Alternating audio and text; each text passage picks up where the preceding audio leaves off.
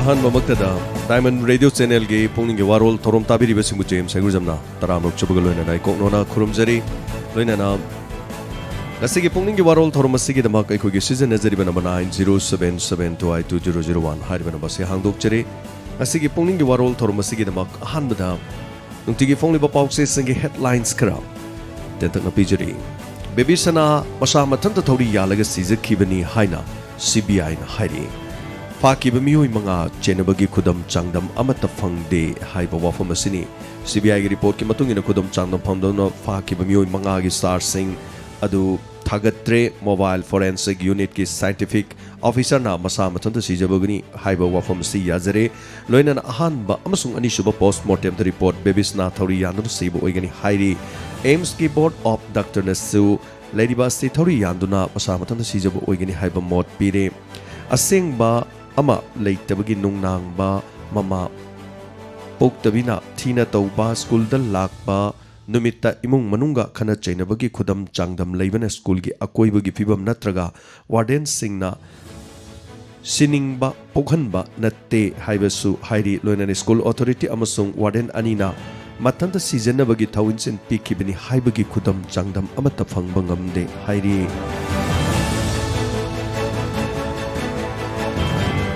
India द युम द चादा हुंफुगनी थोय दासने हुंफु हुंदोय थबक सुरगा मणिपुर द चादा सुमनतंगी तरुक दशमिक मरफुगा हुंदोय खक थबक सुकी जॉब कार्ड नुमित मसिंग ख्वाइदगी यामना सुकी स्टेट सिंगी मनुंगदा मणिपुर न तरेत सुबद तारे लोइनाना चिंगदा पुंगनि फुनिफान की टोटल शटडाउन मुक लाउथोक्रे हारिबसी नौना सेम की बच्चों की डिस्ट्रिक्ट मरी की ऑटोनोमस डिस्ट्रिक्ट काउंसिल अमसुंग अमुक्तदा मसिदे ए डिस्ट्रिक्ट की इलेक्शन पांगथोकदबनी हाइबा डिमांड अप्रैल अहुंगी अहिंग नोंगाइदगी सिंगी मफम सिंगदा demand committee on creation autonomous district council पुंगनि फोन निफान की टोटल शटडाउन सिलाउ थोकिबनी सम ललोनबा फाबगी वहौदा आंध्र प्रदेश द वाथोक ओइरे हाइरी इंडिया अमदी म्यांमार लोनबा मिजोराम की मफम मदा असम राइफल्स ना 23 सर्दे बटालियन की पैकेट चामगा कुन हेना हापतुन पुरकपा लुपा करोड़ अनि की ओइगेदबा सम कयामरुम फागतक्रे हाइरी अमरोम द ब्राउन सुगर सुंगबा लेबोरेटरी अमत थुगाइक्रे इम्फाल वेस्ट डिस्ट्रिक्ट के मयांग इम्फाल पुलिस स्टेशन कोनबचेसा मुस्लिम मयाई लेकाइद लेइबा मयाई काब ड्रग ब्राउन सुगर सुंगफम अमत थुगाइ बगलोइना नुपी अमा अमदि पोलम कयागलोइना फाबंगमख्रे हिरमसिदा मरी लेनना ngarang narcotics and affairs of borders की पुलिस स्टेशन द पामिगो उनबा अदुदा NAB पुलिस स्टेशन की SPW वासुना हाइकिबदा अकंगनबा पाव मफंगबदगी ngarang numida मोक्तरा माथोइरोम ताबदा ऑपरेशन अदु चथब मतमदा मयांग इफाल मयाई लिकाइद लेबस साम आयुब अली कौबमियो अमगी युम द ब्राउन सुगर सुंगबा अमा हांगलंबा अदु थुगाइबा ngomkibani हाइरी लोइना नफता हाउदी सेंग द बहुत डिपार्टमेंट कोक्सारे हाइबो वाफम हाइरी ई ऑफिस हांगदोक्रे सीएम न ऑफिसर सिंह दा लैपटॉप यानथोक्रे कॉन्स्टिट्यूशन की फंडामेंटल राइट्स सिंग मियाम न मफुंग फाना फंगहना बलेंगानो होनगदबनि हाइना UPM ना फोंगदोक्ली थबल थिंगलबसु थोरी थटप थिंगलबसु अबेर तैनबदि थिंगबंगम खिद्रे अंगनवाड़ी सेंटर सिंगु यंगसिननबा मोबाइल एप्लीकेशन बिष्णुपुर डिसिना लॉन्च तौख्रे हाइरी लोइनाना कांग हिदा कोकोनाना मियोय अमा फारे हाइरी कांग हिदा कार्टून बॉक्स कुंथ्रानी थोय यौरमबदगी हाइरिबा मियोय इस्तीफा किबनी ममिंगना रहमान कवि महाक यारिफोक तुलिहन अवांग लेकादिगिन हाइरी सैंपल चमापन गनिफुगनी थोय टेस्ट तौबद मियोय अमखक पॉजिटिव ओइखी लोइनाना मैट्रिक एग्जामिनेशन की रूटीन लाउथोक्रे यौसंग कुमई मनुंगदा कांगलोन चुमदना गाड़ी थौबसिंगदगी लुपा लिसिंग कुंथ्रा मंगाग चनी ट्रैफिक न खोंगत वंगौखी कांगपोपीदा CSO सिंगना कौब बन लोइनाना फाजिन किबा बन सौगत सिंग थादोंना बदाबैदोरी स्पोर्ट्स यूनिवर्सिटी लिंखत किबगी मना सानारोय सिंगिनी पॉलिटिकल पार्टी न लोपम थोकते हाइना एस राजेना फोंगदोरुक्ली अप्रैल की तांग मापनदा कोविड-19 की वैक्सीन कापगी थबक सुटी नुमित फाउबा लेपतना अदुमक पांगथोकनी हाइरी लोइनाना गवर्नर ना लुचिंगदुना गुड फ्राइडे की याइफा पाउजेल बिनरक्ली lamai sakpa kanbadu chauna thodang lokkiba forest staff singda mana mathum piduna puning thogatpa phongdokre RIMS ꯄꯨ ꯑꯐꯕ ꯃꯦꯗꯤꯀꯦꯜ ꯏꯟꯁꯇꯤꯇ꯭ꯌꯨꯠ ꯑꯣꯏꯍꯟꯅꯕ ꯍꯣꯠꯅꯔꯛꯄꯗ ꯈꯨꯗꯤꯡꯃꯛ ꯁꯧꯒꯠꯀꯅꯤ ꯍꯥꯏꯅ ꯌꯨꯅꯤꯌꯟꯅ ꯐꯣꯡꯗꯣꯛꯈ꯭ꯔꯦ UN Envoyꯅ ꯃ꯭ꯌꯥꯟꯃꯥꯔ ꯁꯤꯚꯤꯜ ꯋꯥꯔꯒꯤ ꯋꯥꯔꯅꯤꯡ ꯇꯧꯈꯤꯕꯒ ꯑꯣꯡ ꯁꯥꯟ ꯁꯨ ꯆꯤ ꯀꯣꯔꯠ ꯍꯤꯌꯥꯔꯤꯡ ꯃꯥꯌꯣꯛꯅꯈ꯭ꯔꯦ US ꯀꯤ ꯃꯦꯛꯁꯤꯀꯣ ꯕꯣꯔꯗꯔꯗ ꯐꯨꯠ 13 ꯋꯥꯡꯕ ꯋꯥꯜ ꯑꯃꯗꯒꯤ ꯆꯍꯤ 3 ꯑꯃꯁꯨꯡ 5 ꯈꯛꯇ ꯉꯥꯏꯔꯤꯕꯤ ꯅꯨꯄꯤ ꯃꯆꯥ 2 ꯊꯥꯗꯔꯛꯈ꯭ꯔꯦ ꯍꯥꯏꯔꯤ ꯑꯐꯒꯥꯅꯤꯁꯇꯥꯟꯗ ꯑꯦꯇꯦꯛꯁꯤꯡꯗ ꯃꯤꯑꯣꯏ 3 ꯁꯤꯈꯤ ꯂꯣꯏꯅꯅ BJP ꯇ꯭ꯔꯤꯅꯥꯃꯨꯜ ꯆꯔꯥꯡꯅꯕ ꯃꯔꯛꯇ ꯃꯝꯇꯥ ꯕꯦꯅꯔꯖꯤ ꯄꯨꯡ 2 ꯍꯦꯟꯅ ꯆꯠꯄ ꯌꯥꯗꯅ ꯂꯩꯈ꯭ꯔꯦ ꯁꯦꯀ꯭ꯌꯨꯔꯤꯇꯤꯅ ꯃꯍꯥꯛꯄꯨ ꯔꯦꯁꯀ꯭ꯌꯨ ꯇꯧꯈꯤ ꯊꯥꯒꯠꯆꯔꯤ ꯉꯁꯤꯒꯤ ꯃꯁꯤꯅꯤ ꯄꯤꯖꯔꯤꯕ ꯑꯁꯤ ꯑꯗꯨꯒ ꯁꯟꯗꯣꯛꯆꯔꯤꯕ ꯊꯧꯔꯝꯁꯤꯒꯤ ꯏꯟꯇꯔꯅꯦꯠ ꯈꯨꯗꯣꯡꯆꯥꯗꯕꯅ ꯃꯔꯝ ꯑꯣꯏꯔꯒ ꯃꯁꯤꯒꯤ ꯊꯧꯔꯝ ꯑꯁꯤꯗ ꯑꯄꯟꯕ ꯊꯣꯛꯈ꯭ꯔꯦ ꯃꯁꯤꯒꯤꯗꯃꯛꯇꯁꯨ ꯇꯥꯕꯤꯔꯤꯕꯁꯤꯡꯅ ꯉꯥꯛꯄꯤꯒꯅꯤ ꯍꯧꯖꯤꯛ ꯊꯧꯔꯝꯒꯤ ꯃꯈꯥ ꯇꯥꯔꯛꯄꯗ ꯑꯩꯈꯣꯏꯒꯤ ꯅꯝꯕꯔ 9077282001 ꯍꯥꯏꯔꯤꯕ ꯅꯝꯕꯔ ꯑꯁꯤꯗ ꯀꯣꯜ ꯇꯧꯕꯤꯔꯛꯇꯨꯅ ꯑꯗꯣꯝꯅ ꯑꯗꯣꯝꯒꯤ ꯄꯨꯛꯅꯤꯡꯒꯤ ꯋꯥꯔꯣꯜ ꯐꯣꯡꯗꯣꯛꯄꯤꯕ ꯌꯥꯒꯅꯤ ꯑꯩꯈꯣꯏꯒꯤ ꯅꯝꯕꯔ ꯍꯥꯡꯗꯣꯛꯆꯔꯤ ꯑꯩꯈꯣꯏꯒꯤ ꯅꯝꯕꯔ 9077282001 ꯍꯜꯂꯣ ꯃꯤꯡ ꯑꯃꯗꯤ ꯂꯩꯐꯝ ꯍꯥꯏꯕꯤꯌꯨ ꯍꯜꯂꯣ ꯇꯥꯖꯔꯤ ꯃꯤꯡ ꯑꯃꯗꯤ ꯂꯩꯐꯝ ꯍꯥꯏꯕꯤꯌꯨ ꯀꯩꯅꯣ ꯅꯣꯡꯃꯇ ꯐꯪꯒꯅꯣ ꯍꯣꯏ ꯃꯤꯡꯒ ꯂꯩꯐꯝꯒ ꯏꯍꯥꯟ ꯍꯥꯟꯅ ꯑꯝꯇ ꯍꯥꯏꯕꯤꯌꯨ ꯋꯥꯡꯕꯟꯗꯒꯤꯅꯦ ꯋꯥꯡꯕꯟꯗꯒꯤ ꯃꯤꯡ ꯍꯥꯏꯕꯤꯌꯨ ꯍꯥꯏꯕꯤꯌꯨ ꯉꯁꯤ ꯈꯛꯇꯪ ꯐꯪꯕꯁꯨ ꯌꯥꯝ ꯍꯔꯥꯎꯖꯩ ꯍꯣꯏ ꯐꯪꯕꯗꯨꯒꯤꯗꯤ ꯌꯥꯝ ꯅꯨꯡꯉꯥꯏꯔꯦ ꯁꯥꯔꯒꯤ ꯌꯥꯏꯅꯔꯕꯤ ꯁꯛꯄ ꯏꯁꯩꯗꯣ ꯂꯤꯂꯥ ꯍꯧꯔꯝꯗꯥꯏ ꯌꯥꯝ ꯃꯥꯜꯂꯦ ꯌꯥꯝ ꯅꯨꯡꯉꯥꯏꯌꯦ ꯊꯥꯒꯠꯆꯔꯤ ꯍꯥꯏꯕꯤꯔꯛꯄ ꯌꯥꯝ ꯅꯨꯡꯉꯥꯏꯖꯩ ꯑꯗꯨ ꯍꯥꯏꯒꯦ ꯇꯧꯕ ꯊꯥꯒꯠꯆꯔꯤ ꯌꯥꯝ ꯅꯨꯡꯉꯥꯏꯖꯩ ꯊꯧꯔꯝꯁꯤ ꯁꯔꯨꯛ ꯌꯥꯕꯤꯔꯛꯄꯁꯤꯒꯤꯗꯃꯛ ꯃꯊꯪꯒꯤ ꯀꯣꯂꯔ ꯑꯃꯗ ꯑꯃꯨꯛ ꯈꯨꯗꯣꯡꯆꯥꯕ ꯄꯤꯖꯔꯒꯦ ꯑꯗꯨꯗꯤ ꯁꯤ ꯀꯔꯤ ꯁꯤꯊꯕ ꯂꯩꯔꯤ ꯁꯤꯅ ꯂꯣꯏꯕꯤꯔꯕ꯭ꯔꯣ ꯁꯥꯔ ꯑꯩꯈꯣꯏꯅ ꯆꯠꯄꯗ ꯈꯪꯉꯝꯒꯅꯤ ꯏꯔꯦꯡꯕꯟ ꯃꯅꯤꯡ ꯂꯩꯀꯥꯏ ꯂꯝꯕꯤ ꯏꯔꯦꯡꯕꯟ ꯂꯝꯈꯥꯏ ꯂꯝꯕꯤ ꯆꯠꯄꯗꯗꯤ ꯊꯥꯒꯠꯆꯔꯤ ꯌꯥꯝ ꯅꯨꯡꯉꯥꯏꯔꯃꯤꯅ ꯍꯣꯏ ꯅꯨꯡꯉꯥꯏ ꯍꯥꯏꯇꯥꯔꯦꯅꯦ ꯑꯩꯈꯣꯏ ꯁꯨꯝ ꯍꯩꯅꯔꯃꯤꯅ ꯍꯥꯏꯇꯥꯔꯦ ꯍꯣꯏ ꯁꯣꯔꯥ ꯃꯅꯤꯡ ꯂꯩꯀꯥꯏ ꯍꯧꯖꯤꯛ ꯅꯨꯡꯉꯥꯏꯇ꯭ꯔꯦ ꯍꯥꯏꯕꯁꯤ ꯃꯌꯦꯛ ꯁꯦꯡꯅ ꯋꯥꯔꯧꯅ ꯇꯝꯕꯤꯔꯦ ꯊꯥꯒꯠꯆꯔꯤ ꯊꯧꯔꯝꯁꯤ ꯁꯔꯨꯛ ꯌꯥꯕꯤꯔꯛꯄ ꯃꯊꯪꯒꯤ ꯀꯣꯂꯔ ꯑꯃꯗ ꯑꯃꯨꯛ ꯈꯨꯗꯣꯡꯆꯥꯕ ꯄꯤꯖꯔꯤ ꯍꯜꯂꯣ ꯁꯥꯔ ꯀꯩꯅꯣꯝꯇ ꯍꯥꯏꯖꯒꯦꯅꯦ ꯑꯩꯈꯣꯏꯒꯤ ꯅꯋꯥꯏꯗꯣꯡ ꯃꯃꯥꯡꯀꯥꯏ ꯀꯩꯔꯦꯛꯈꯨꯟꯗꯒꯤꯀꯣ ꯑꯩ ꯃꯤꯡ ꯃꯅꯤꯇꯣꯝꯕꯤ ꯀꯧꯋꯦꯕꯀꯣ ꯍꯥꯏꯕꯤꯌꯨ ꯑꯗꯁꯨ ꯑꯩꯈꯣꯏꯒꯤ ꯃꯃꯥꯡꯒꯤ ꯂꯩꯔꯛ 3 ꯁꯨꯏꯌꯦꯕꯀꯣ ꯑꯩꯈꯣꯏ ꯂꯝꯋꯥꯏꯗꯣꯡ ꯃꯃꯥꯡꯀꯥꯏ ꯀꯩꯔꯦꯛꯈꯨꯟꯒꯤ ꯑꯣꯏꯅ ꯃꯃꯥꯡ ꯁꯥꯏꯠꯀꯤꯗꯤ ꯀꯣꯏꯂꯥ ꯊꯥꯕꯤꯔꯦꯕꯀꯣ ꯑꯩꯈꯣꯏꯒꯤ ꯍꯦꯛ ꯃꯅꯤꯡ ꯃꯄꯥꯒꯤ ꯀꯩꯅꯣꯗꯤ ꯅꯨꯡ ꯆꯥꯏꯕꯤꯅꯦꯗꯤ ꯍꯥꯏꯕꯤꯒꯦꯕꯀꯣ ꯁꯤꯁꯤꯗꯪꯒ ꯅꯣꯡꯖꯨ ꯄꯟꯊꯥ ꯌꯥꯎꯔꯛꯇ꯭ꯔꯤꯉꯩꯗ ꯅꯨꯡꯁꯤꯗꯪꯒ ꯑꯝꯇꯪ ꯊꯥꯕꯤꯔꯒꯗꯤ ꯅꯨꯡꯉꯥꯏꯖꯒꯅꯤ ꯍꯥꯏꯖꯕꯅꯤ ꯁꯥꯔ ꯍꯣꯏ ꯊꯥꯒꯠꯆꯔꯤ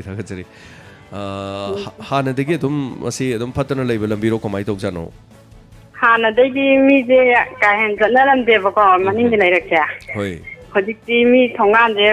ꯂꯣꯏ ꯐꯥꯅꯔꯦꯕ ꯃꯅꯤꯡꯁꯦ ꯍꯥꯟꯅꯤꯕꯨꯗꯤ ꯍꯥꯏꯕꯤꯈꯔꯦ ꯑꯗꯣ ꯍꯥꯏꯕꯨꯗꯤ ꯑꯣꯔꯗꯔꯕꯨꯗꯤ ꯊꯣꯛꯅꯈꯔꯦ ꯑꯗꯣ ꯅꯣꯡꯖꯨ ꯄꯟꯊꯥ ꯌꯧꯗ꯭ꯔꯤꯉꯩꯁꯤꯗ ꯑꯝꯇ ꯌꯦꯡꯁꯤꯟꯕꯤꯌꯨ ꯍꯥꯏꯅꯤꯡꯕ ꯍꯥꯏꯇꯥꯔꯦ ꯑꯗꯨ ꯇꯥꯕꯤꯔꯒꯗꯤ ꯃꯔꯤ ꯂꯩꯅꯕꯉꯩꯅ ꯁꯤ ꯍꯥꯏꯖꯒꯦ ꯇꯧꯅꯤ ꯑꯗꯨꯒ ꯃꯅꯤꯡ ꯂꯩꯔꯛ 3 ꯁꯨꯕ ꯑꯅꯦꯕ ꯑꯩꯅ ꯍꯧꯖꯤꯛ ꯅꯤꯡꯊꯥꯎ ꯍꯥꯏꯗꯅ ꯑꯗꯒꯤ ꯃꯅꯤꯡ 3 ꯁꯨꯕ ꯏꯔꯣꯏ ꯂꯣꯏꯕꯩꯗꯨꯅ ꯀꯣꯏꯂꯥ ꯊꯥꯔꯝꯃꯦꯕ ꯍꯥꯟꯅ ꯑꯗꯨꯒ ꯍꯦꯛ ꯃꯅꯤꯡ ꯑꯩꯈꯣꯏ ꯏꯁꯤꯡ ꯄꯨꯈ꯭ꯔꯤ ꯆꯥꯅꯩꯌꯦꯕ ꯃꯅꯤꯡꯒꯤꯁꯤꯗ ꯑꯗꯣ ꯑꯩꯈꯣꯏ ꯗꯤꯝꯄꯔ ꯃꯌꯥꯝ ꯆꯠꯄꯒꯤ ꯏꯐꯨꯟꯁꯦ ꯁꯣꯔꯣꯛ ꯃꯃꯥꯡ ꯂꯩꯕꯅꯤ ꯏꯐꯨꯟꯁꯤꯅ ꯌꯨꯝꯗ ꯂꯩꯕ ꯏꯐꯨꯟꯁꯦ ꯄꯣꯡ ꯍꯧꯕ ꯆꯠꯄ ꯌꯥꯗꯕ ꯍꯥꯏꯇꯥꯔꯦ ꯀꯣꯏꯂꯥ ꯊꯥꯔꯝꯕꯗ ꯏꯐꯨꯟ ꯌꯥꯝ ꯍꯧꯔꯦꯕ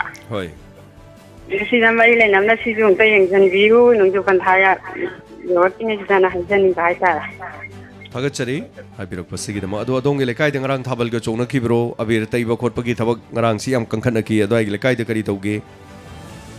ꯊꯥꯕꯜꯗꯤ ꯆꯣꯡꯗꯔꯦ ꯑꯗꯨꯒ ꯑꯉꯥꯡ ꯆꯍꯤ 9ꯗꯩꯅ 10 ꯐꯥꯎꯁꯦ ꯑꯩꯈꯣꯏꯒꯤ ꯍꯥꯏꯇꯥꯔꯦ ꯌꯨꯝꯒꯤ ꯁꯨꯃꯥꯡꯗ ꯍꯥꯏꯇꯥꯔꯦ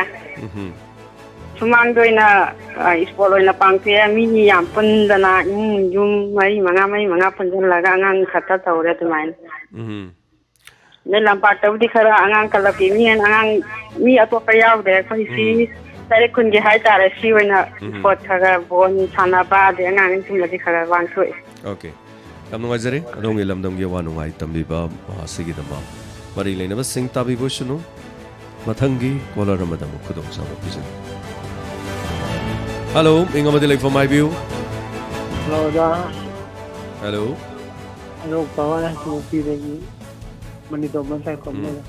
ꯍꯥꯏꯕꯤꯌꯨ ꯃꯅꯤꯇꯣꯝꯕ ꯀꯔꯤ ꯍꯥꯏꯕꯤꯅꯤꯡꯉꯤ ꯍꯩꯔꯣꯛꯇ ꯌꯥꯎꯁꯪ ꯌꯥꯝ ꯀꯜꯂꯤ ꯍꯥꯏ ꯑꯗꯨ ꯀꯃꯥꯏ ꯇꯧꯕꯤꯔꯤ ꯍꯧꯖꯤꯛꯁꯦ ꯀꯔꯤ ꯋꯥꯐꯝ ꯄꯨꯈꯠꯄꯤꯅꯤꯡꯉꯤ ꯍꯥꯏꯕꯤꯌꯨ ꯌꯥ ꯃꯆꯨꯒꯤ ꯀꯨꯝꯍꯩꯁꯨ ꯊꯦꯡꯅ ꯑꯗꯨꯃꯛ ꯄꯥꯡꯊꯣꯛꯀꯦ ꯍꯥꯏꯕ ꯇꯥꯔꯦ ꯍꯣꯏ ꯑꯗꯨꯒ ꯂꯣꯏꯅꯅ ꯑꯩꯍꯥꯛꯅ ꯉꯁꯤꯒꯤ ꯄ꯭ꯔꯚꯨ ꯖꯤꯁꯨ ꯈ꯭ꯔꯤꯁꯇꯅ ꯇꯥꯏꯕꯪꯄꯥꯜ ꯄꯨꯝꯅꯃꯛꯀꯤ ꯃꯍꯨꯠ ꯁꯤꯟꯗꯨꯅ ꯀ꯭ꯔꯣꯁꯇ ꯃꯍꯥꯛꯀꯤ ꯑꯔꯣꯏꯕ ꯋꯥꯍꯤꯛ ꯇꯥꯟꯈꯤꯕ ꯇꯥꯏꯕꯪ ꯊꯋꯥꯏꯁꯤꯡꯕꯨ ꯀꯟꯕꯤꯅꯕꯒꯤꯗꯃꯛ ꯏꯕꯨꯡꯉꯣ ꯃꯍꯥꯛ ꯉꯁꯤ ꯒꯨꯗ ꯐ꯭ꯔꯥꯏꯗꯦ ꯑꯣꯏꯕ ꯅꯨꯃꯤꯠꯁꯤꯕꯨ ꯄꯨꯝꯅꯃꯛꯅ ꯏꯁꯣꯔꯅ ꯃꯌꯥꯝ ꯄꯨꯝꯅꯃꯛꯀꯤ ꯃꯍꯨꯠ ꯁꯤꯟꯅ ꯄꯥꯞ ꯄꯣꯛꯄꯤꯔꯦ ꯍꯥꯏꯕꯒꯤ ꯄꯥꯡꯊꯣꯛꯆꯕ ꯒꯨꯗ ꯐ꯭ꯔꯥꯏꯗꯦꯁꯤꯡꯁꯤꯗ ꯃꯤꯄꯨꯝ ꯈꯨꯗꯤꯡꯃꯛꯇ ꯍꯔꯥꯎꯅ ꯅꯨꯡꯁꯤ ꯆꯥꯟꯅꯅ ꯄꯨꯛꯆꯦꯜ ꯁꯦꯡꯅ ꯑꯩꯈꯣꯏ ꯄꯨꯝꯅꯃꯛ ꯑꯃꯠꯇ ꯑꯣꯏꯅ ꯍꯤꯡꯃꯤꯟꯅꯅꯕꯒꯤꯗꯃꯛ ꯑꯩ ꯄꯥꯎꯖꯦꯜ ꯏꯍꯥꯟ ꯄꯤꯖꯔꯤ ꯊꯥꯒꯠꯆꯔꯤ ꯌꯥꯝ ꯅꯨꯡꯉꯥꯏꯕ ꯉꯁꯤꯁꯦ ꯍꯥꯏꯇꯥꯔꯦ ꯈ꯭ꯔꯤꯁꯇꯤꯌꯟꯁꯤꯡꯒꯤ ꯒꯨꯗ ꯐ꯭ꯔꯥꯏꯗꯦꯒꯤ ꯑꯗꯨꯒꯨꯝꯕ ꯅꯨꯃꯤꯠ ꯑꯃꯅꯤ ꯑꯗꯨꯒ ꯍꯥꯏꯔꯤꯕ ꯅꯨꯃꯤꯠꯁꯤꯒꯤꯁꯨ ꯑꯩꯈꯣꯏꯅꯁꯨ ꯌꯥꯝ ꯑꯈꯟꯅꯕ ꯍꯥꯏꯇꯥꯔꯦ ꯑꯩꯈꯣꯏꯒꯤ ꯈ꯭ꯔꯤꯁꯇꯤꯌꯟꯒꯤ ꯀꯝꯃ꯭ꯌꯨꯅꯤꯇꯤꯁ ꯀꯥꯡꯕꯨ ꯃꯔꯛꯇꯒꯤ ꯍꯥꯏꯇꯥꯔꯦ ꯉꯁꯤꯒꯤ ꯊꯧꯔꯝꯁꯤꯒꯤ ꯌꯥꯝ ꯁ꯭ꯄꯦꯁꯤꯌꯦꯜ ꯑꯣꯏꯕ ꯊꯧꯔꯝ ꯑꯃ ꯇꯧꯕꯤꯒꯅꯤ ꯍꯥꯏꯗꯨꯅ ꯇꯧꯔꯝꯕꯅꯤ ꯑꯗꯨꯕꯨ ꯃꯁꯤ ꯍꯥꯏꯅꯈꯤꯕꯁꯤ ꯃꯈꯣꯏꯒꯤ ꯃꯥꯏꯀꯩꯗꯒꯤ ꯍꯥꯏꯇꯥꯔꯦ ꯁꯣꯏꯔꯛꯈ꯭ꯔꯦ ꯑꯩꯈꯣꯏ ꯂꯥꯛꯄ ꯉꯝꯃꯔꯣꯏꯅ ꯍꯥꯏꯗꯣꯔꯛꯈ꯭ರೆ ꯍꯥꯏꯇꯥꯔꯦ ꯑꯗꯣ ꯉꯁꯤꯒꯤ ꯁꯦꯝ ꯁꯥꯗꯅ ꯊꯝꯖꯔꯝꯕꯅꯤ ꯈꯨꯗꯣꯡꯆꯥꯗꯕ ꯂꯩꯈꯤꯕ ꯍꯥꯏꯇꯥꯔꯦ ꯃꯈꯣꯏꯒꯤꯁꯨ ꯑꯗꯨꯕꯨ ꯑꯩꯈꯣꯏꯒꯤ ꯃꯥꯏꯀꯩꯗꯒꯤꯁꯨ ꯑꯣꯜ ꯈ꯭ꯔꯤꯁꯇꯤꯌꯟ ꯀꯝꯃ꯭ꯌꯨꯅꯤꯇꯤꯁꯤꯡ ꯃꯌꯥꯝ ꯄꯨꯝꯅꯃꯛ ꯂꯩꯕꯤꯔꯤꯕꯁꯤꯡꯗ ꯌꯥꯏꯐ ꯃꯪꯒꯣꯜ ꯑꯗꯨ ꯄꯤꯖꯔꯤ ꯊꯥꯒꯠꯆꯔꯤ ꯊꯧꯔꯝꯁꯤꯗ ꯁꯔꯨꯛ ꯌꯥꯕꯤꯔꯛꯄꯁꯤꯒꯤꯗꯃꯛ ꯃꯊꯪꯒꯤ ꯀꯣꯂꯔ ꯑꯃꯗ ꯑꯃꯨꯛ ꯈꯨꯗꯣꯡꯆꯥꯕ ꯄꯤꯖꯔꯤ ꯍꯜꯂꯣ ꯃꯤꯡ ꯑꯃꯗꯤ ꯂꯩꯐꯝ ꯍꯥꯏꯕꯤꯌꯨ ꯍꯜꯂꯣ ꯇꯥꯖꯔꯤ ꯃꯤꯡ ꯑꯃꯗꯤ ꯂꯩꯐꯝ ꯍꯥꯏꯕꯤꯌꯨ ꯅꯤꯡꯌꯦꯟ ꯅꯃꯥꯡ ꯂꯩꯀꯥꯏꯗꯒꯤ ꯁꯣꯏꯕꯝ ꯅꯟꯗꯦꯁꯣꯔꯤ ꯀꯧꯋꯦ ꯍꯥꯏꯕꯤꯌꯨ ꯀꯔꯤ ꯍꯥꯏꯕꯤꯅꯤꯡꯉꯤ ꯄꯥꯎ ꯇꯝꯖꯒꯦ ꯇꯧꯕꯅꯤꯗ ꯅꯤꯡꯌꯦꯟꯒꯤꯗꯤ ꯌꯥꯎꯁꯪ ꯁꯦꯟ ꯈꯥꯏꯕ ꯑꯗꯒꯤ ꯄꯩꯁꯥ ꯊꯠꯄ ꯑꯝꯇ ꯇꯧꯗ꯭ꯔꯦ ꯏꯁꯄꯣꯔꯠ ꯑꯣꯏꯅ ꯇꯧꯔꯦ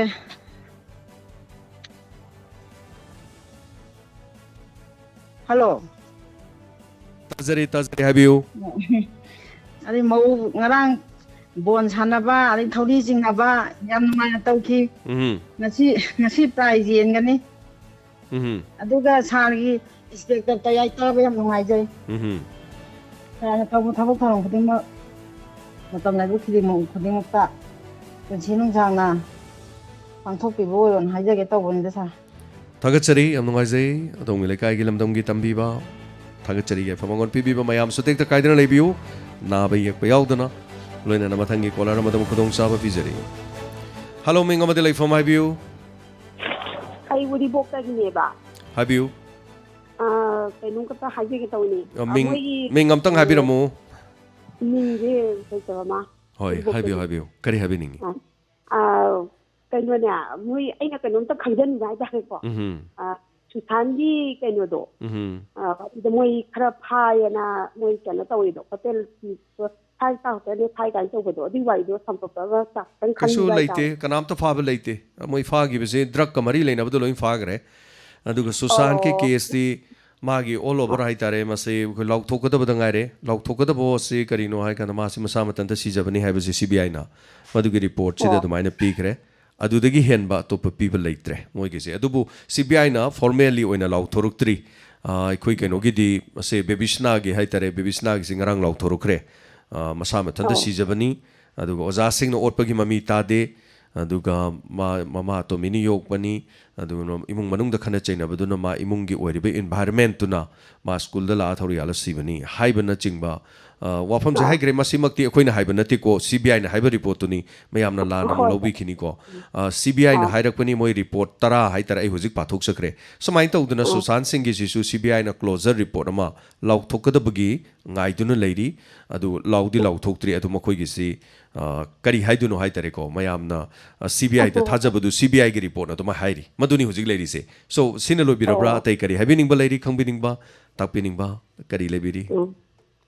ꯑꯇꯩ ꯀꯦꯁꯁꯦ ꯑꯩꯅ ꯑꯗꯨꯝꯇꯪꯗꯤ ꯁꯨꯝ ꯃꯣꯏ ꯐꯥꯏ ꯈꯣꯠꯂꯦ ꯈꯨꯠꯂꯥꯏꯒꯤ ꯀꯣꯟꯅꯅ ꯃꯣꯏ ꯀꯩꯅꯣꯗꯒꯤ ꯐꯥꯏ ꯈꯣꯠꯂꯦ ꯀꯥꯏꯅ ꯏꯁꯤꯡꯗꯒꯤ ꯐꯪꯉꯦ ꯈꯣꯠꯂꯦ ꯀꯥꯏꯅ ꯃꯥꯒꯤ ꯋꯥꯔꯤ ꯅꯠꯇꯕꯗ ꯉꯁꯤꯒꯤ ꯋꯥꯔꯤꯔꯣ ꯑꯅꯧꯕꯔꯣ ꯀꯃꯥꯏꯅ ꯇꯧꯕꯅꯣ ꯅꯠꯇꯦ ꯉꯁꯤ ꯍꯞꯇꯥꯃꯨꯛ ꯑꯅꯤꯒꯤ ꯃꯃꯥꯡꯒꯤ ꯋꯥꯔꯤꯅꯤ ꯑꯗꯨꯗꯤ ꯀꯩꯁꯨ ꯂꯩꯇꯦ ꯑꯗꯨ ꯀꯔꯤꯝꯇ ꯉꯥꯡꯅꯗꯦ ꯑꯩꯈꯣꯏꯒꯤ ꯅ꯭ꯌꯨꯁꯇ ꯐꯦꯛ ꯅ꯭ꯌꯨꯁ ꯌꯥꯝ ꯂꯩ ꯍꯧꯖꯤꯛꯁꯦ ꯑꯩꯈꯣꯏꯒꯤ ꯃꯥꯒꯤ ꯃꯁꯤ ꯂꯥꯎꯊꯣꯛꯄꯁꯤ ꯄꯩꯁꯥ ꯌꯥꯝ ꯐꯪꯉꯦꯅ ꯉꯁꯥꯏ ꯃꯤ ꯌꯥꯝ ꯌꯦꯡꯕꯅꯤꯅꯀꯣ पैसा यम फंगे अदुना अखोई नोंगादे नुमि ताबोक से माई मरम द वारी पंगै दलीबा अरि मरी म फंगे अदुगुम म लेरे क्लू म लेरे घरगा मयाम से मी लाख 10 मुक से ति यंग थोक जानी अदुदि सेमी बनो पा अदुदि मादि लुपा लिसिंग याम द्रसु 10 कुन अदुम फंगे दो अदुनदि मासे अदुम फंग सेम दो सेम लेबा दुमाइन तोबसु लेबको फेक न्यूज थोकना लेग्रे होजिकति अंगकपनी अखोनी इंटरनेट यावी गान हारगा पोट खोदि मुक्सि थाजबा यादबा यावरगसु कयम यावगे गान थिजन बम चंगे हाइतरे को होजिकसि अदुबु एनीवे करिगुम लेरेदि अदुम हाइजरके थागेचरी थोरमसे सरुगा बिरकपसेगिदमा पुनिंगि वारोलदा सरुगा बिरकपसेगिदमा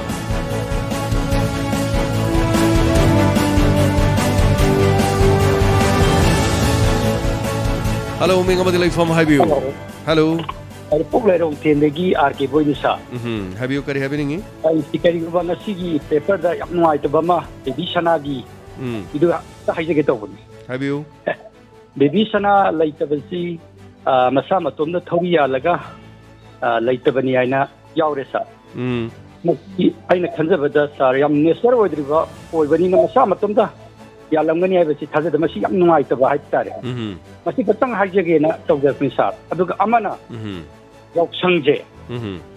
मसीदा सेक्रेटरीना यावसंगिनेना फटपा देगी थौरी ताथोक्तर खोतर कई तौरी अदु कोई पुलिस हाबजी अखोई प्रजा अखोई ngakba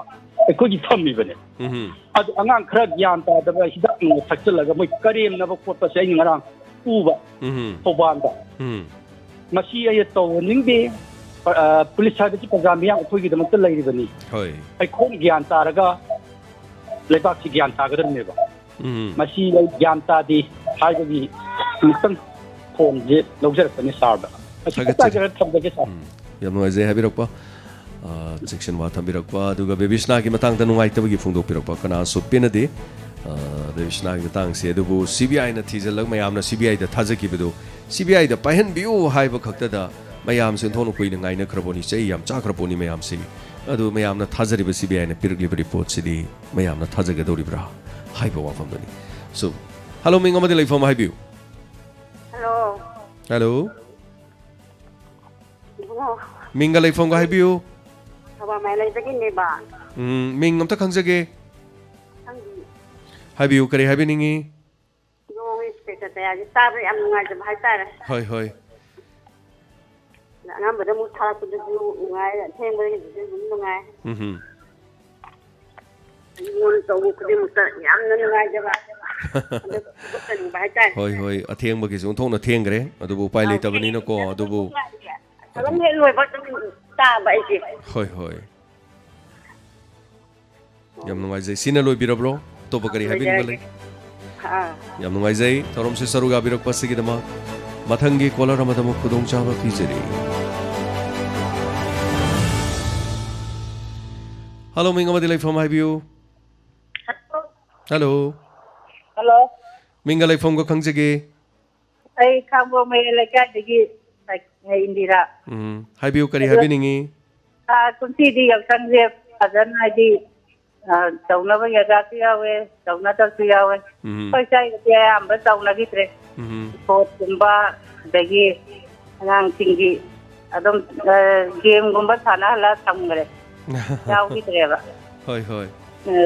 थाबन चोंगनबा मति सु यावे फुट पाइना दबिदा लाम लाम लेरागा होय होय दुमाइना तौरगा लोचंगरे अदना कुमसी यावसंसिदि मतोंग माम खंगदबि तुमदना तगुम लाखुम खंगदगुमदना ngang सिंग नुंगाइबम खंगित्रे कुमसी दि खरबु थले खरबु चोंगी हाइतारे ngasi कुमसी गिदि ममांग सही दि सुंगतौ तौगिदबनिको सिम मया खंबिगदमनि ममांग सही दि सुंगतौ तौगिदबनि अदु थागचरी अदोमना दोंगि लेकाई की पाउ तंबिरक पसगिदमा हानिया लेकना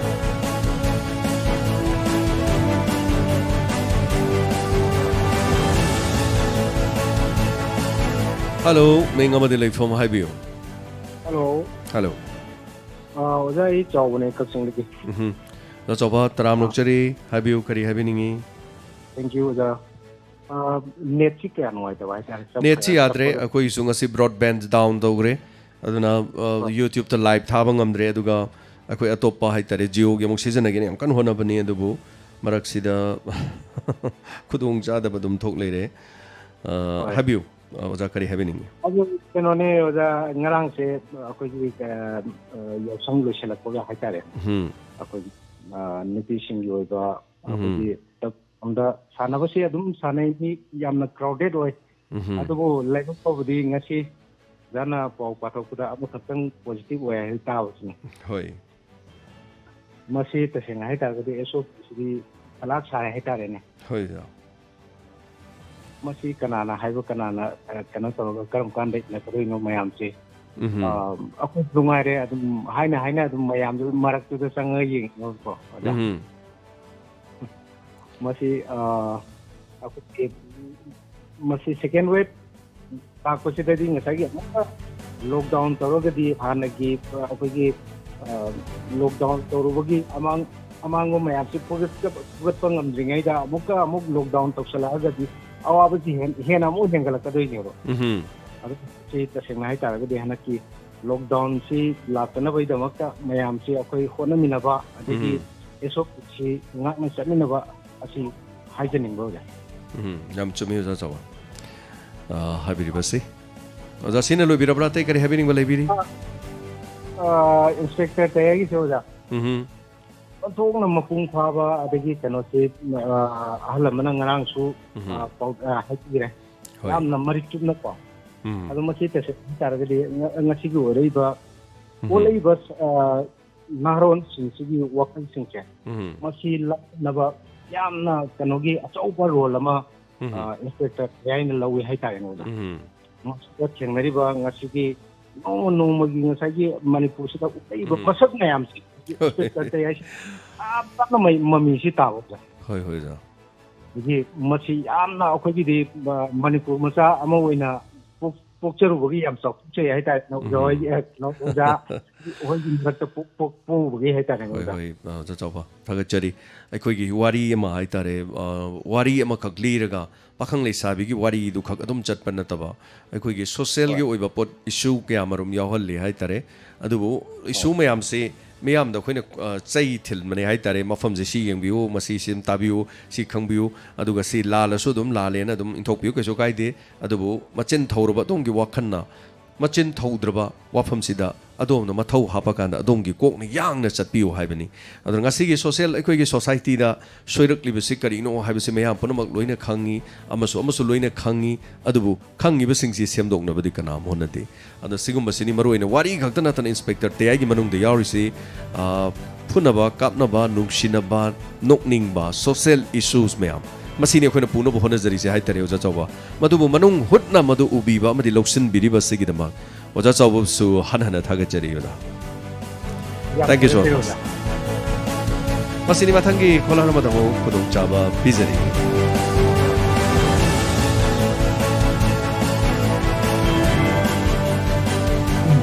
ꯍꯜꯂꯣ ꯃꯤꯡ ꯑꯃꯗꯤ ꯂꯩꯐꯝ ꯍꯥꯏꯕꯤꯌꯨ ꯁꯥꯔ ꯑꯩ ꯖꯦꯛꯁꯟ ꯑꯣꯏꯅ ꯖꯦꯛꯁꯟ ꯇꯔꯥꯝ ꯅꯣꯛꯆꯔꯤ ꯍꯥꯏꯕꯤꯌꯨ ꯍꯧꯖꯤꯛꯁꯦ ꯑꯩꯈꯣꯏ ꯀꯩꯅꯣꯗ ꯁꯟꯗꯣꯛꯄ ꯂꯦꯞꯈ꯭ꯔꯕ ꯀꯃꯥꯏꯅ ꯇꯧꯕꯅꯣ ꯌꯦꯡꯕ ꯌꯥꯗ꯭ꯔꯕ ꯅꯦꯠꯁꯤ ꯌꯥꯈꯤꯗ꯭ꯔꯦ ꯗꯥꯎꯟ ꯇꯧꯈ꯭ꯔꯦ ꯉꯥꯏꯍꯥꯛꯀꯤ ꯃꯅꯨꯡꯗ ꯄꯨꯔꯥ ꯅꯦꯠꯁꯤ ꯁꯠ ꯗꯥꯎꯟ ꯇꯧꯈꯤꯕ ꯑꯗꯨꯒ ꯑꯩꯈꯣꯏ ꯖꯤꯑꯣꯒꯤ ꯍꯥꯏꯇꯥꯔꯦ ꯂꯥꯏꯕꯛ ꯌꯥꯝ ꯊꯤꯕ ꯑꯩꯈꯣꯏ ꯖꯤꯑꯣꯒꯤ ꯑꯃ ꯑꯦꯛꯁꯇ꯭ꯔꯥ ꯁꯤꯖꯤꯟꯅꯕꯗꯨꯁꯨ ꯑꯩꯈꯣꯏꯒꯤ ꯍꯦꯡ ꯇꯧꯔꯒ ꯂꯩꯔꯕ ꯍꯥꯏꯇꯥꯔꯦ ꯑꯗꯨꯅ ꯅꯦꯠꯁꯤ ꯌꯥꯈꯤꯗ꯭ꯔꯦ ꯑꯗꯨꯕꯨ ꯑꯦꯅꯤꯋꯦ ꯖꯦꯛꯁꯟ ꯑꯥꯐꯇꯔ ꯄꯨꯡ ꯑꯃꯒꯤ ꯃꯇꯨꯡꯗ ꯍꯥꯏꯇꯥꯔꯦ ꯄ꯭ꯔꯣꯒꯥꯝꯁꯤ ꯁꯣꯏꯗꯅ ꯌꯨꯇ꯭ꯌꯨꯕ ꯑꯃꯗꯤ ꯐꯦꯁꯕꯨꯛꯇ ꯁꯣꯏꯗꯅꯃꯛꯀꯤ ꯑꯃꯨꯛ ꯍꯟꯅ ꯁꯟꯗꯣꯛꯆꯔꯤꯕ ꯊꯧꯔꯝ ꯇꯥꯍꯧꯗꯕꯁꯤ ꯑꯗꯨꯝ ꯁꯣꯏꯗꯅ ꯇꯥꯍꯟꯖꯔꯛꯀꯦ ꯍꯥꯏꯇꯥꯔꯦ ꯖꯦꯛꯁꯟ ꯀꯩꯅꯣꯝꯇ ꯍꯥꯏꯖꯍꯧꯒꯦ ꯉꯔꯥꯡꯒꯤ ꯍꯥꯏꯇꯥꯔꯦꯀꯣ ꯌꯥꯎꯁꯪꯒꯤ ꯑꯣꯏꯅ ꯑꯩꯈꯣꯏ ꯑꯗꯨꯝ ꯀꯣꯏꯕ ꯆꯠꯂꯦꯕꯀꯣ ꯍꯣꯏ ꯆꯠꯄ ꯃꯇꯝꯗ ꯑꯩꯈꯣꯏ ꯂꯝꯕꯤ ꯆꯠꯄꯒꯤ ꯆꯥꯡ ꯑꯗꯨꯛꯀꯤ ꯃꯇꯤꯛ ꯑꯗꯨꯝ ꯂꯩꯕ ꯖꯒꯥ ꯂꯩ ꯑꯗꯨꯒ ꯉꯔꯥꯡ ꯗꯤꯖꯦ ꯇꯧꯏ ꯑꯗꯒꯤ ꯌꯥꯎꯁꯪ ꯊꯥꯕꯜ ꯑꯗꯨꯝ ꯂꯩꯍꯧꯏ ꯐꯖꯅ ꯍꯥꯏꯕꯗꯤ ꯀꯩꯅꯣ ꯇꯦꯞ ꯊꯥꯕ ꯅꯠꯇꯕ ꯐꯖꯅ ꯑꯗꯨꯝ ꯑꯗꯨꯒꯨꯝꯕꯇꯧꯍꯧꯕ ꯂꯝ ꯈꯔ ꯌꯥꯎꯍꯧꯋꯦ ꯍꯣꯏ ꯑꯗꯨ ꯍꯥꯏꯖꯒꯦ ꯇꯧꯕꯅꯦ ꯍꯥꯏꯕꯅꯤ ꯑꯗꯨ ꯊꯤꯡꯉꯤꯔ ꯑꯗꯨ ꯀꯃꯥꯏꯅ ꯗꯤꯖꯦꯒ ꯇꯧꯍꯣꯏꯗ ꯀꯃꯥꯏꯅ ꯑꯩꯈꯣꯏꯒꯤ ꯆꯅꯤꯒ ꯍꯥꯏꯍꯧꯋꯦ ꯆꯪꯉꯝꯗ꯭ꯔꯦꯀꯣ ꯃꯗꯨꯅꯤ ꯃꯁꯤꯅꯤ ꯑꯩꯈꯣꯏꯅ ꯑꯉꯛꯄꯁꯦ ꯍꯥꯏꯇꯥꯔꯦ ꯖꯦꯛꯁꯟ ꯉꯔꯥꯡꯁꯦ ꯑꯗꯨꯝ ꯃꯌꯥꯝ ꯄꯤꯕꯤꯔꯛꯑꯦ ꯑꯁ ꯍꯧꯖꯤꯛ ꯅꯨꯃꯤꯗꯥꯡꯗ ꯐꯖꯅ ꯆꯣꯡꯉꯤ ꯃꯁꯤ ꯀꯅꯥꯝ ꯊꯤꯡꯗꯦ ꯈꯣꯠꯇꯦ ꯀꯥꯏꯅ ꯍꯥꯏꯕꯁꯨ ꯑꯗꯨꯝ ꯌꯥꯎꯏ ꯑꯗꯨꯕꯨ ꯑꯦꯅꯤꯋꯦ ꯑꯩꯈꯣꯏ ꯂꯝꯗꯝꯁꯦ ꯁꯤꯅꯤꯀꯣ ꯁꯔꯀꯥꯔꯅ ꯊꯤꯡꯉꯦ ꯍꯥꯏꯔꯒꯁꯨ ꯁꯔꯀꯥꯔꯁꯨ ꯁꯨꯝ ꯌꯨꯝꯊꯣꯡ ꯈꯨꯗꯤꯡꯗꯤ ꯁꯪꯕꯗꯤ ꯉꯝꯄꯣꯟꯇꯦ ꯑꯗꯨꯕꯨ ꯊꯤꯡꯉꯦ ꯍꯥꯏꯔꯒꯁꯨ ꯌꯥꯕꯒꯨꯝ ꯇꯧꯕꯁꯨ ꯇꯧꯕ ꯑꯗꯩ ꯆꯠꯂꯤꯁꯦꯉꯔꯥꯡꯒꯤ ꯑꯗꯨꯃꯥꯏꯅ ꯌꯥꯅꯈ꯭ꯔꯗꯤ ꯑꯩꯈꯣꯏꯁꯨ ꯆꯣꯡꯖꯔꯝꯃꯁꯨ ꯐꯗꯧꯅꯤ ꯍꯥꯏꯕꯁꯨ ꯌꯥꯎꯕ ꯑꯗꯒꯤ ꯃꯌꯥꯝꯅꯁꯨ ꯑꯗꯨꯝ ꯔꯤꯄꯣꯔꯠ ꯄꯤꯕꯤꯔꯛꯏ सर इसे नोमाई तौबदी यादे ना हाय अदु मिनिस्टर की मचा गिदी समाई तौदन मोई बर्थडे गिदी अफाव मणिपुर की सिंगर इसे सहली कमाई तौबनो हायदन गाइसो हायरक यावी को मधु अखोइनदी उजरुम नतमनिना मधु खंगदेने मयाम की हाइतारे अखोइना मयाम की ई पाव अदगिदी अखोइ लोइजिंग लोया हाइतारे को मयाम लेबिरिबा मयाम से फुरुप सिगिदी अखोइना मेसेंजर मा ओइरमनिना अखोइदि हे खंबिरे याम मसिबु याजला मसि मोइन तौरिजि करिनो गान तरोक यावे अदुबु अइना मसी खंद्रेने नौसा थिंगबने दुमोई खंगदबगी ओरिजाला एस खंगदब नते मोई मिनिस्टर मोई मसागिदी याय अखोइ लेकाय दो खोइन हान तौबदी मोइना थुगाय अदु तौई खोले मयाम हाइबिरकुसु यावे जेक्सन अदुबु मनुंग मपान हाइतारे मसी चुमना येंगा चुमना चलगदी याम फदौ माले नत्रदी इंस्पेक्टर टेन हाइबदुनिको निंगथौजे चही कुन ओइगिबदी मणिपुर दमत लेइतेको मसीमदीने सेक्शन बियोन हाइसि थगचरे चही 35 काबदी यावगी अदु चही 15 कुंथ्रा हाइतारे थंगना ओइगिबदी लेइते हाइसि अदुना मियाम की शक्तिनी मियाम की निको भोट कारी सिंगसे मियाम की खुबीना निको अदु अदुमाइना खनबीद्रबा एस अखोइना पैसा थादबदै कारिनि हाइरदि मदुगी वहान तोक्से याम लांदौ माले हेलो मेंगामदि लाइफम हाइबिउ हेलो हेलो नमोदम मया ने कनोगे थाबन जोंग जिमु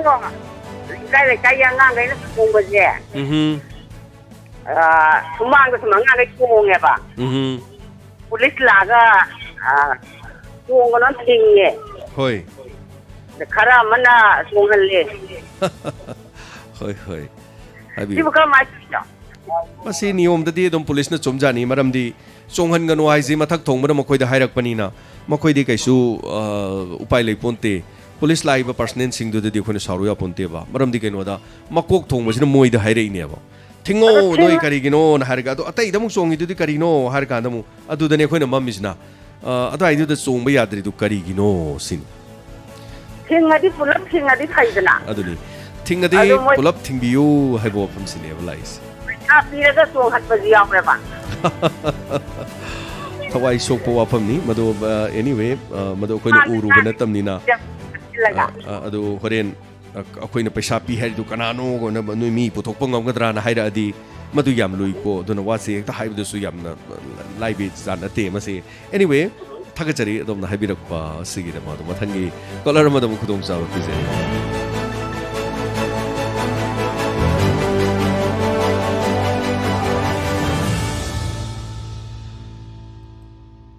हेलो मेंगामदि लाइफम हाइबिउ हेलो फोन तौजरैबा आई समाइजन हंगुंदगी लाइफोन सा हाइबिउ करी हाबिनिंगी सारगी स्पेक्टर तयाइदो ओंतोंना तीना फजखरे साना प्रधान निंथौरेंबा साबदो याम पक्चै सा याम माले होय थगचरी अदो सा आइना आइगी पुनिंगी वा ओइना सादा केनोमता हाइजेगेको हाइबिउ सर अखोइगी मीगी लमददी यावसांगी मथागी मनानि हिंदूसिंगी कुमैनिनको मोइ याम पामना तौनेबको चही 60 सुरबा मख्वांग कोलबी हनुबी सिंसिना चिमथोंग चिंगदा चटलगा अबेजी खिता नमजगे बाना अदुग यामना मथवाई यावना हराउरिबा कुमैदो नुमित हुमनी दा फेस्कारी नुमित लोइसिलेबा सा अदो अखोइगी कुमैसु नतबा मणिपुरसिदा लैरिबा मैतै सिंसिना नुमित मंगानि चुपना पैसा खर्च तौथोरिसे अदुगी महुता चाकौबदा पैसा थाजरगा सेराउबदा पैसा थाजरगा हराउबिबुदि कै काइगेबा सा याम फजबा फमनी अदुबु अखोइगी कुमै दु खक्ता फतना पांथोकेबा मीगी कुमै यावहल लोइसेबा सा मिटोपि जहक पयादेना थिंगे मीगी कुमैदि कैगिनोबा हराउला तौनरिजे याम चुमवानी हाबिरिसे ngasi akhoi haibasi sem sabagi matam duni laise aduna akhoi haibasi semhogdragadi kari haita gebu akhoi asi leira roiba akhoi mi marakta dum tingi dana ngasi khasi singna mulaiba tirpura da tirpuri singna mulaiba sigumba lambi amada lakadori bani adu yam chomi adubu masi loina makti nate koi maitei punamak haitare masi loi yaugde samna harabda koi chungau gaude wari bobo ko yaugdo busum yam lei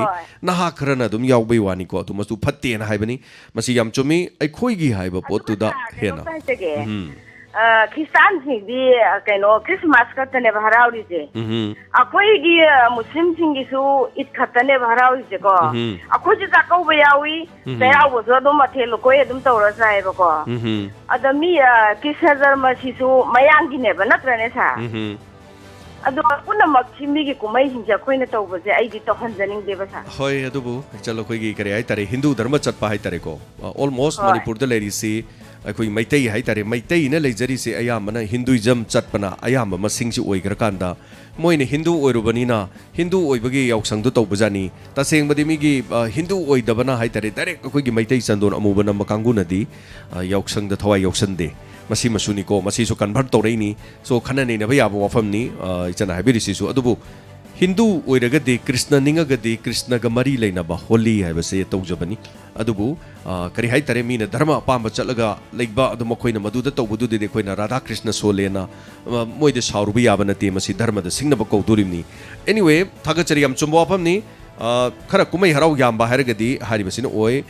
Christian gi only Christmas oi ngasi Good Friday ni so Muslim gi shu anirak khaktani leidi se adu atai akhoi gi kare hai tare marak sida mo khoi gi maitai communities gi hai tare ko Christian gi shu yauni do Muslim gi shu yauni do adi Hindu gi shu yauni do ningon chako bu su tauni do maitai charau bu su ani sui ko cherau ba ama cherau ba han bai su dum cherau ni ani su bai su dum cherau ni adagi kare hai tare Krishna jarma thaurani jarma Brahman jarma Krishna budi khara masi khara handare ade kang amuk yauni do makhan man mayam si pik than gre hai tare akhoi gi je adagi kare hai ni leire chin pan mangamdre bari da leire masi mayam se dum loina lei loin yawi amagi su Hindu gi su kari su hai tare so paisa manghan ba mata manghan ba madugi wani ko haidi Hindu gi chalaga chu Hindu gi somda tawri se only peskari numit natra no ma khaktang natra gani ni khaktang humni khaktawi akhoi na khare henjal li sikari gi no haibo fam je ni san gi wafam je so thaga chare hello menga made life ma habiu Ming MD Nasir Hussain ko we kwata kuman ward number 4 dagini Nasir Hussain habiu kari habi ningi kari wafam thambi ningi sir ikoi kwata kuman ward number 4 si ai na hek poglak padai ngasi ora pungsi koila hai bisi ubo phangdre masi kamain toraga tausige hai bigi matang da sarwe khanna gena toram bani sir thagachari do chenau kari gumba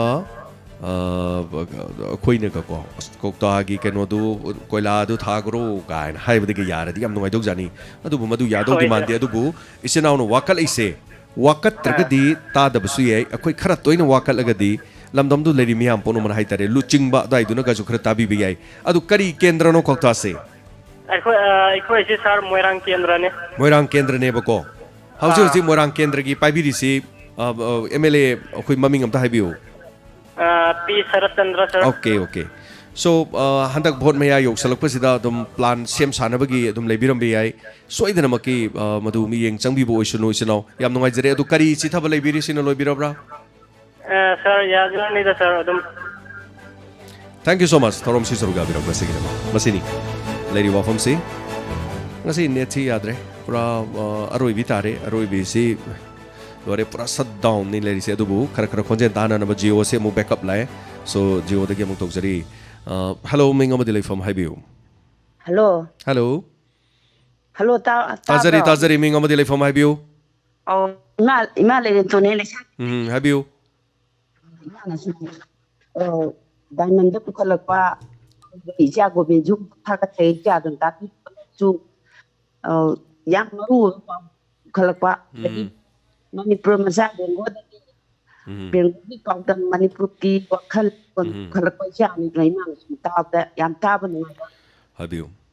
dei bibi sana gi imana ya wakhal ngai tana khutum singa ngamata Niger ngasi khubak tin na hali di chapak pe matu na do ta ba yang ngai hai ga da wakhal da di khutum singa tai pa na hali na do mayam ba do chana mayam gi dural purpa pari bataya de ki do ya de ki ai ba ga cha adu ki mati cha ko ko ne ya le cha na ni tan ban mana chu thakachari ma ya famangol me hoi bibi ba mayam na nusi bibi ko yam nungaijai du ima gi phone se yam nungaitre khonjel si tabang khangdaba dubu yam nungaijari mana saruk ya birak pasigi dama ngasi se net yam nungaitaba aduga tabiri besing soidena mak ko yamuk hangkat charga restore tawjari hello meng amadi leifom habiu tham ko gi tang jing ni sha habiu kari habini devi sanaji waro ima porobati yam nungaije CBI gumba yamna isang thauba sumaran bisar munna tauba ba men amada sinadana ba taw porobati adubu lebang miyam nabi kaisu hazaba ngamdi aduga matungdadi sugumba kainoji koi chumnabudi tawbirangani chumsi chumangani adubu akoi de sinari baji antang ko pudi ngamoro kesu ainda ko ni singaru budi ngamdabanina hoi aduga amana mamanga kolara mana fai yausang thabanda jaga khara dana paisa dire chongali jaga khara di thingni ga ide je te ai nam tang nai khai le diam ngai chari no chari torom se saruga biro ko habiro ko sigi dama thank you so much YouTube live streaming the library basing tram chari ngasigi masing ni yamdre adobu hello menga madile from habiu hello sir I love what maile kai degi salami bo themni ja tram chari habiu kari habini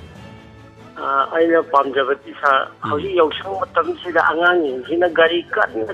thauba gari su hoji litera badal pachami yausala leba ko thau ada mama pana adum ayaba piba masi ahan sing sina kari bata haibi da bajala khangde ai khoidi gari thaubu se ki ri sorok sida adum tam phoktok sing na mun cha anyway yam nungaijai chum wafam ni angang sing se ai ngrang haijabado ai system computer mai ngrang lobu chale na chabado angang khra icha gum bai tare ko gari thoru chali cha rengon te khong e ge mamang si hengkala de sai mamang si hengkala toroga he to khong chale ko yam nungai jab jani moi ohum ni ado nungsi angang jing do tong na thengjal di ohum do yam drab da ani bodi si ne khale ado angak pani go koi na ha sing je e khegal ko hai dra ko e khegal adi smai thogudam ni ga haibadu leibra madu yam section bi bam khok chummi adu mama pa sing na di madu u dab nei do tori do masa na thori ba gari khothau lak tau do taseng tung de ge ina uri ba view di mama khoi du u tar ga di bu ko as kai no toi jibu moi toi jibu kari no ga ina hai du jan ne ba yamna adu skan na ga thaujarim ne adu kamai to ge bu aina thori ba swipe tu de gi moi gi gari macha dun hen mangam dong na te aina tan ba da kitang nesan ba da ina a yong na dum hen ne ba du bu aingon da talim ni ko aine khanga tan ma na te gari mang thori henga ta ya ten tan ma du ni ado ai mangdu henga kar kan sai de di tap na thoro khamale hoy so aingon de gi hengali be intention do madu aingon de hengali habi wana ta ba shi durim ne ba duna adur ga di turning amada angangam chentoro sannam chentoro gari mla amo du de ne ba gari si ga dori si so yam chum wa phani chin na habi mi do aduna mama pa oi bu sing na masa sing gari pi ga thado ki matam da masi khachik tang masi section bi hai bo pham chine du bu masi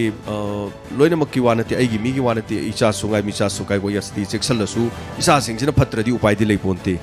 awa ba tara kan ni khangduri se aduna hello ming amade lei from habiu hello Elang kamu gi langgong de gi saya kimina langgong de gindro saya gamen gi mateng de gi saya ki moruk sing gi mafam da kai wontang khangan de saya 2001 de gi 2009 khawa boye gi hotel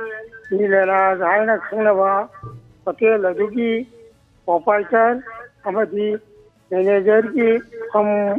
ओजेदुना Yanghee सेवा जिरमी hotel अदुगी मपुना नुखिबिदुना तानबिदुना होटेलदा लाक्पिदुना लेक्तुना जिरमबा नुखिजरबा customer सिंगी मफमदा नवाबदुबु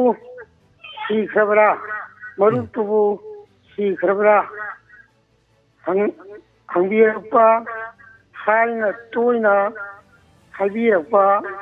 कया की फमदा पाउ फंजरे खंबीरैबा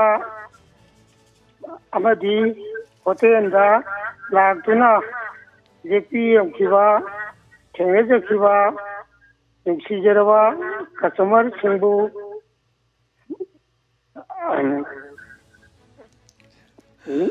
ꯅꯨꯡꯁꯤꯖꯔꯕ ꯑꯩꯍꯥꯛꯀꯤ ꯄꯨꯛꯅꯤꯡꯒꯤ ꯑꯩꯈꯣꯏ ꯗꯥꯏꯃꯟꯒꯤ ꯃꯇꯦꯡ ꯄꯨꯛꯅꯤꯡꯒꯤ ꯋꯥꯔꯣꯜ ꯍꯥꯏꯕ ꯄ꯭ꯔꯣꯒ꯭ꯔꯥꯝꯒꯤ ꯃꯇꯦꯡꯅ ꯃꯔꯨꯞꯁꯤꯡ ꯑꯃꯗꯤ ꯀꯁꯇꯃꯔꯁꯤꯡꯕꯨ ꯏꯍꯣꯡꯅꯅ ꯈꯨꯔꯨꯝꯖꯔꯤ ꯊꯥꯒꯠꯆꯔꯤ ꯍꯧꯖꯤꯛꯁꯦ ꯂꯝꯁꯦ ꯀꯔꯥꯏꯋꯥꯏꯗꯅꯣ ꯂꯩꯕꯤꯔꯤꯁꯦ ꯑꯩꯍꯥꯛ ꯆꯦꯔꯥꯡꯈꯣꯡꯒꯤ ꯌꯥꯡꯗꯣꯡ ꯍꯥꯏꯅ ꯍꯥꯏꯖꯈ꯭ꯔꯦ ꯑꯩꯈꯣꯏꯒꯤ ꯍꯧꯖꯤꯛꯁꯦ ꯏꯁꯥꯒꯤ ꯆꯍꯤ ꯀꯌꯥ ꯁꯨꯕꯤꯔꯒꯦ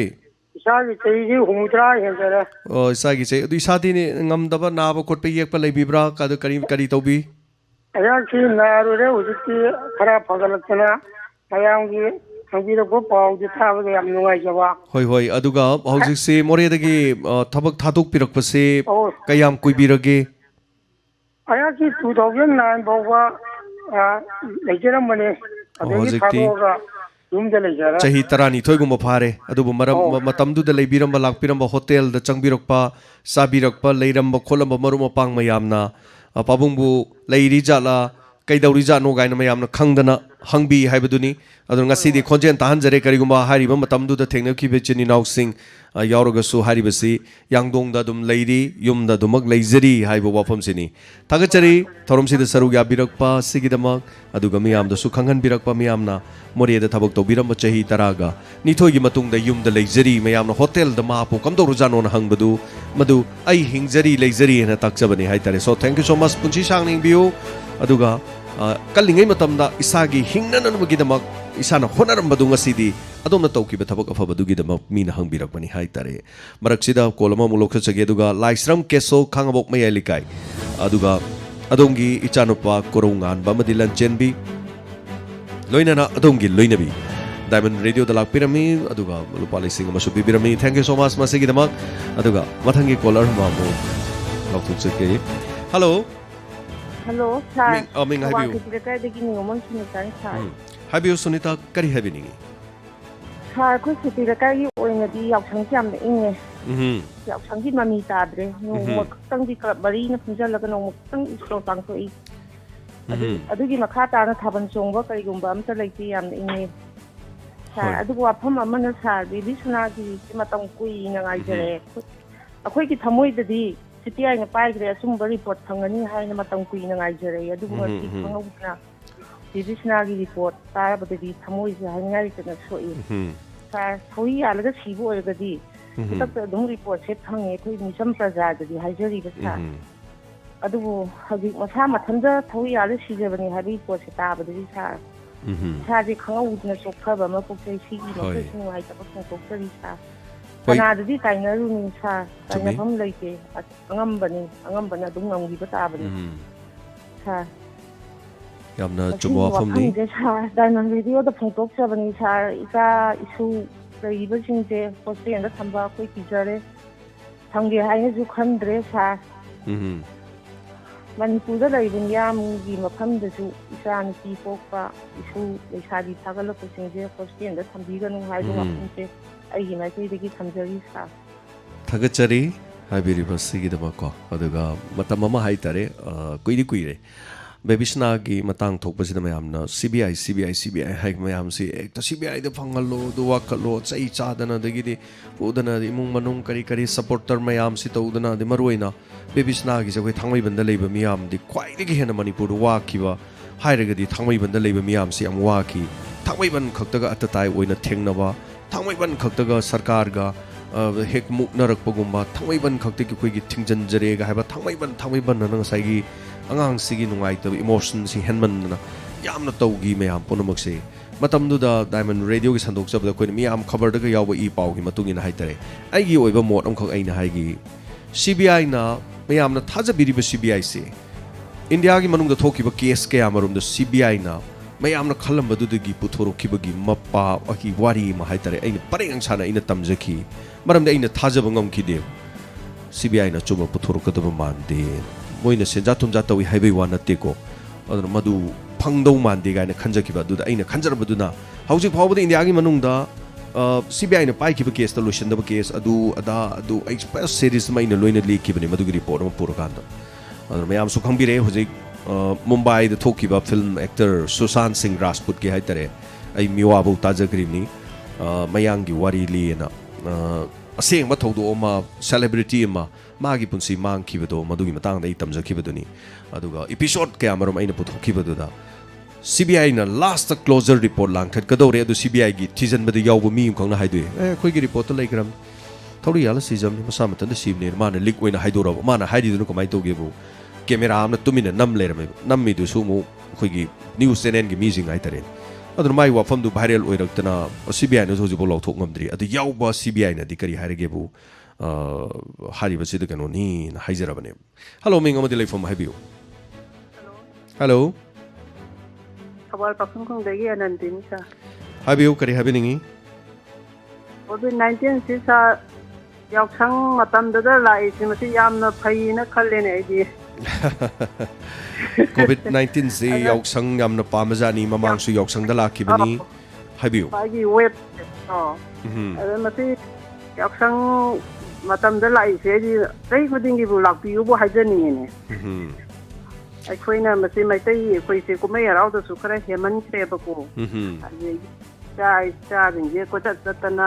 ꯑꯔꯥꯞꯄꯗ ꯊꯥꯕꯜ ꯆꯣꯡꯕ ꯆꯠꯄ ꯑꯃ ꯆꯠꯄꯁꯨ ꯇꯧꯗ꯭ꯔꯦ ꯑꯗꯒꯤ ꯁꯦꯜ ꯈꯥꯏꯗꯅ ꯑꯍꯜ ꯂꯃꯟꯁꯤꯡꯁꯨ ꯄꯨꯂꯞ ꯄꯨꯂꯞ ꯆꯠꯇꯅ ꯑꯗꯒꯤ ꯃꯧꯁꯤꯡ ꯄꯨꯂꯞ ꯄꯨꯂꯞ ꯆꯠꯇꯅ ꯃꯇꯝ ꯃꯥꯡꯍꯟꯕ ꯑꯗꯒꯤ ꯑꯗꯨꯒꯨꯝꯕ ꯁꯦꯜ ꯇꯤꯡꯕ ꯑꯗꯨꯝꯕꯒꯤ ꯆꯥꯗꯤꯡꯁꯨ ꯇꯧꯗ꯭ꯔꯦ ꯃꯁꯤ ꯌꯥꯝꯅ ꯐꯕ꯭ꯔꯕꯨ ꯈꯜꯂꯦ ꯑꯗ ꯑꯩꯈꯣꯏꯁꯦ ꯁꯤꯒꯨꯝꯕꯁꯦ ꯁꯨꯝ ꯂꯝꯗꯝꯅꯍꯜꯂꯒ ꯌꯥꯎꯁꯪꯁꯦ ꯑꯩꯈꯣꯏ ꯇꯣꯛꯊꯣꯛꯄꯅꯗꯤ ꯐꯔꯕ ꯖꯥꯠꯂꯥ ꯍꯥꯏꯕꯁꯦ ꯐꯖꯕ ꯑꯗꯨ ꯃꯁꯤ ꯁꯨꯃꯥꯏꯅ ꯇꯧꯕꯖꯥꯠꯅꯤꯗ ꯑꯩꯈꯣꯏꯅꯗꯤ ꯀꯨꯝꯍꯩ ꯍꯔꯥꯎꯁꯤ ꯍꯦꯜꯂꯦꯅ ꯍꯥꯏꯕꯀꯣ ꯃꯌꯥꯝꯁꯨ ꯁꯨꯝ ꯈꯪꯕꯤꯕ ꯉꯥꯛꯇꯅꯤꯀꯣ ꯑꯩꯒꯤꯁꯤ ꯇꯥꯛꯆꯕꯒꯤ ꯋꯥ ꯅꯠꯆꯗꯦ ꯃꯌꯥꯝꯁꯨ ꯁꯨꯝ ꯈꯟꯕꯤꯌꯣꯕ ꯀꯨꯝꯍꯩ ꯍꯔꯥꯎꯁꯤ ꯍꯦꯜꯂꯦ ꯍꯥꯏꯕꯁꯦ ꯑꯩꯗꯤ ꯌꯥꯅꯤꯡꯗꯦꯕ ꯑꯩꯒꯤ ꯃꯣꯠ ꯑꯣꯏꯅꯗꯤ ꯀꯨꯝꯍꯩ ꯍꯔꯥꯎꯁꯤ ꯀꯨꯝꯍꯩ ꯍꯔꯥꯎꯅ ꯇꯧꯀꯥꯟꯗꯨꯗ ꯁꯝꯅ ꯍꯥꯏꯔꯕꯗ ꯑꯩ ꯀꯩꯅꯣꯝꯇ ꯍꯥꯏꯖꯒꯦ ꯃꯌꯥꯝꯅ ꯁꯨꯝ ꯌꯦꯡꯕꯤꯌꯣꯕꯀꯣ ꯑꯩꯈꯣꯏ ꯏꯃꯨꯡꯗ ꯌꯦꯟ ꯊꯣꯡꯉꯦ ꯑꯗꯨ ꯌꯦꯟ ꯊꯣꯡꯕꯁꯦ ꯑꯩ ꯏꯁꯥ ꯅꯨꯡꯉꯥꯏꯇ꯭ꯔꯦꯕ ꯑꯩ ꯏꯁꯥ ꯅꯨꯡꯉꯥꯏꯇ꯭ꯔꯦ ꯏꯁꯥꯁꯦ ꯈꯤꯔꯨꯝ ꯂꯥꯎꯗꯅ ꯈꯦꯒꯠꯇꯅ ꯂꯩꯔꯦꯕ ꯑꯗꯨ ꯑꯣꯏꯔꯗꯤ ꯑꯩ ꯌꯦꯟ ꯊꯣꯡꯕꯗꯨ ꯆꯥꯁꯟꯒꯗ꯭ꯔꯥ ꯆꯥꯔꯣꯏ ꯃꯔꯝꯗꯤ ꯑꯗꯨ ꯆꯥꯔꯨꯔꯒ ꯑꯩ ꯍꯣꯔꯦꯟ ꯑꯅꯥꯕ ꯍꯦꯟꯖꯟꯒꯅꯦꯕ ꯑꯩ ꯂꯥꯏꯍꯧ ꯇꯧꯔꯦ ꯗꯦꯟ ꯑꯩ ꯂꯥꯏꯍꯧ ꯇꯧꯔꯒꯗꯤ ꯍꯣꯔꯦꯟ ꯏꯃꯨꯡꯗ ꯌꯦꯟ ꯊꯣꯡꯕꯗꯨ ꯑꯩ ꯆꯥꯁꯟꯒꯗ꯭ꯔꯥꯕ ꯅꯣ ꯑꯩ ꯆꯥꯔꯣꯏꯕ ꯑꯗꯨ ꯑꯣꯏꯔꯒꯗꯤ ꯀꯨꯝꯍꯩ ꯍꯔꯥꯎ ꯑꯃ ꯂꯥꯛꯄ ꯃꯇꯝꯗ ꯑꯩ ꯌꯥꯎꯒꯗꯕꯅꯤ ꯍꯥꯏꯕ ꯂꯩꯕ꯭ꯔꯥ ꯂꯩꯇꯦ ꯌꯥꯎꯔꯣꯏꯗꯕꯅꯦꯁꯨ ꯂꯩꯇꯦ ꯑꯗꯨ ꯑꯣꯏꯔꯒꯗꯤ ꯑꯩꯈꯣꯏ ꯀꯔꯤ ꯈꯟ ꯇꯥꯏ ꯃꯁꯥ ꯃꯁꯥꯒꯤ ꯔꯦꯁꯄꯣꯟꯁꯤꯕꯤꯂꯤꯇꯤ ꯃꯁꯥ ꯃꯁꯥꯒꯤ ꯑꯦꯀꯥꯎꯟꯇꯦꯕꯤꯂꯤꯇꯤ ꯃꯁꯥ ꯃꯁꯥꯒꯤ ꯇꯨꯡꯒꯤ ꯐ꯭ꯌꯨꯆꯔꯒꯤ ꯃꯁꯥ ꯃꯁꯥꯒꯤ ꯃꯥꯒꯤ ꯐꯤꯕꯝꯗꯨ ꯌꯦꯡꯉꯀꯥꯟꯗ ꯀꯨꯝꯍꯩ ꯍꯔꯥꯎ ꯌꯥꯎꯒꯗꯕꯅꯤ ꯑꯩꯈꯣꯏꯅꯗꯤ ꯃꯩꯇꯩꯁꯤꯡ ꯀꯨꯝꯍꯩ ꯌꯥꯝꯃꯤ ꯑꯗꯨ ꯇꯧꯏ ꯑꯗꯥ ꯇꯧꯏ ꯑꯗꯨ ꯍꯥꯏꯕꯀꯣ ꯃꯁꯤ ꯑꯗꯣꯝꯅ ꯀꯔꯤꯒꯨꯝꯕ ꯌꯨꯔꯣꯞꯀꯤ ꯂꯩꯕꯥꯛ ꯑꯃꯗ ꯂꯩ ꯇꯥꯔꯕ ꯆꯥꯎꯈꯠꯄ ꯂꯩꯕꯥꯛ ꯑꯃꯗ ꯂꯩ ꯇꯥꯔꯕ ꯑꯗꯨ ꯑꯣꯏꯔꯒꯗꯤ ꯅꯨꯡꯇꯤꯒꯤꯅꯦꯕ ꯀꯨꯝꯍꯩꯁꯤ ꯂꯩꯔꯤꯁꯦ 365 days masi kumhai neba nungtigi adaidi yaudoi kana kana no mi duna nungtigi yaudeva second se koi late night Saturday night kumba adigi yamna maru mapangi oiba numit kumba yawi maram de mi di mata mangde kaino hai kan aigi account do paisa yoruk te ai hingbe yaroi me amarakta aigi yung gi paisa thigani aigi car gi paisa thigani housing loan gi paisa thigani aigi account sida ai tongan ba aigi insurance ki paisa thigani aigi nupi gi paisa thigani aigi icha gi paisa thigani natragana aigi na pakhang oi tarage aigi ima gi ichal gi smile tawduna ai je accountability se mase yam phajana leinu honabanin ai sen yaudadi hingde ya de habanina nungti gi kumai du yauroi kumai kana na yaugani नोमगी दरकार ओइबा नोमगी नुमित्तु दि यावबा meme खंग यावने football की कनो कासे नुक्ति गी लई अखोई की कनो सिदा कार रेस की लई हॉर्स की लई तोंगान इवेंट सिंग बेसबॉल की अदुगी अदागी नुक्ति गी लई बिजानी स्टेडियम सिंग सिदा बार हाना हांगनरी से अखोई सिदा दि फुना दनो बुसीनी इवन अखोई सिदा दिमापुर बोदों चला दम येंबियु अखोई साइदा हांग दबे वानी को दिमापुर दि सुम युमम लैनि युमदुगी मखा द थोक संगो कांदा अखोई फिल्म दगो उबुदुनी को मयाम पांथोकपा लारिक तम मयाम यावबिरी मयाम खंगबिरमगनी निक्तन खोतन डिस्को से तौ लेदोइनी मदैद नुपी मयाम नुपा मयाम अदगी बियार थक्तोरिनी बियार गासे थांजलग तकना थांजलो कांदो ग्लास दुदा लुपा लिसिंग चंगानी लहौदुरिसे अखोइने सिदैद लुपा कुनगी यु दो कुट योलग नुपी अंगांग युमद फुगाइरिमनी चंगागा समाई तौब नंग नदु तौब दा तौब न फुगाइदोरिमनी को अद सोमददी लुपा लिसिंग सोंगाई युदो अमुक खतन नते बियार दो थक्तोरी ताना थक्तोनी सो मसागी पैसा लेबा मीदुना पैसा लेरगा अमदुगी थबक तो अदुम तवी अदु तौरीबा थबक सिंग अदो अदु माना ngamjabagi capacity de tawi ma masa masa na wakan khalli adu nukti gi kumai leba midu nukti gi yaude ba chamana na nukti gi yen thongi ba nungai ta disa da bu avoid tawi so akoi lamdam sida su kumai phaniam leira su mata leiri ba mi myam sina ma gi kano sida adum yenga ga tawi yai sine in hajarina so thank you so much sina ai gi modni kumai sama leisunu lising leisunu aina madu control toru sakadam ne khois de pungyau di yoksali amagi su yauni sine ai wapam thamjari se duga thagachari hello minga madu leifam haibiu hello tentha marong mandagi shanti ne tentha marong mandagi gari habi ningi thorom se saruga bi haibiu tentha marong mandagi ai huji bibisana gi wari da hangjara pane sa haibiu gari habi ningi yamna thokiba thawdokka yam tindabado ai hawdu hangjarakpani hoi masa matanta sibani haiduna adu law thokre bibisna gi wa thoktugi hanakpani yam tinjadaba moina chumne na haire du nuajadaba haitare anjunani thagachari thorom se saruga birab basigi ma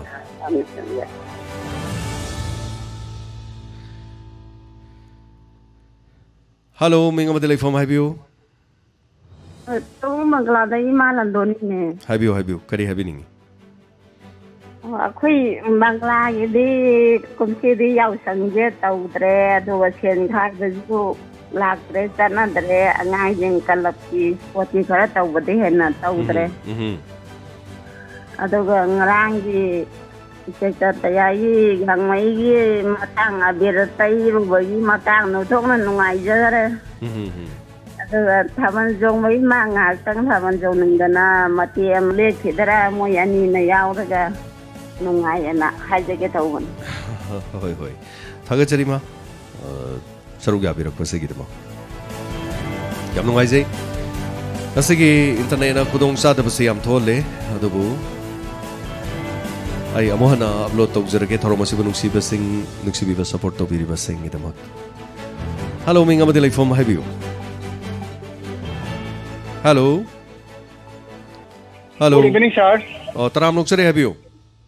ai numar ko makha lekha di salabo ken ai karamda phone sege to haibiu ai kui yausang gi phiron phaba khoba to pose okena dum taja badadi akhoni yamna phiron phade khotena kanam taba adubu ngarang si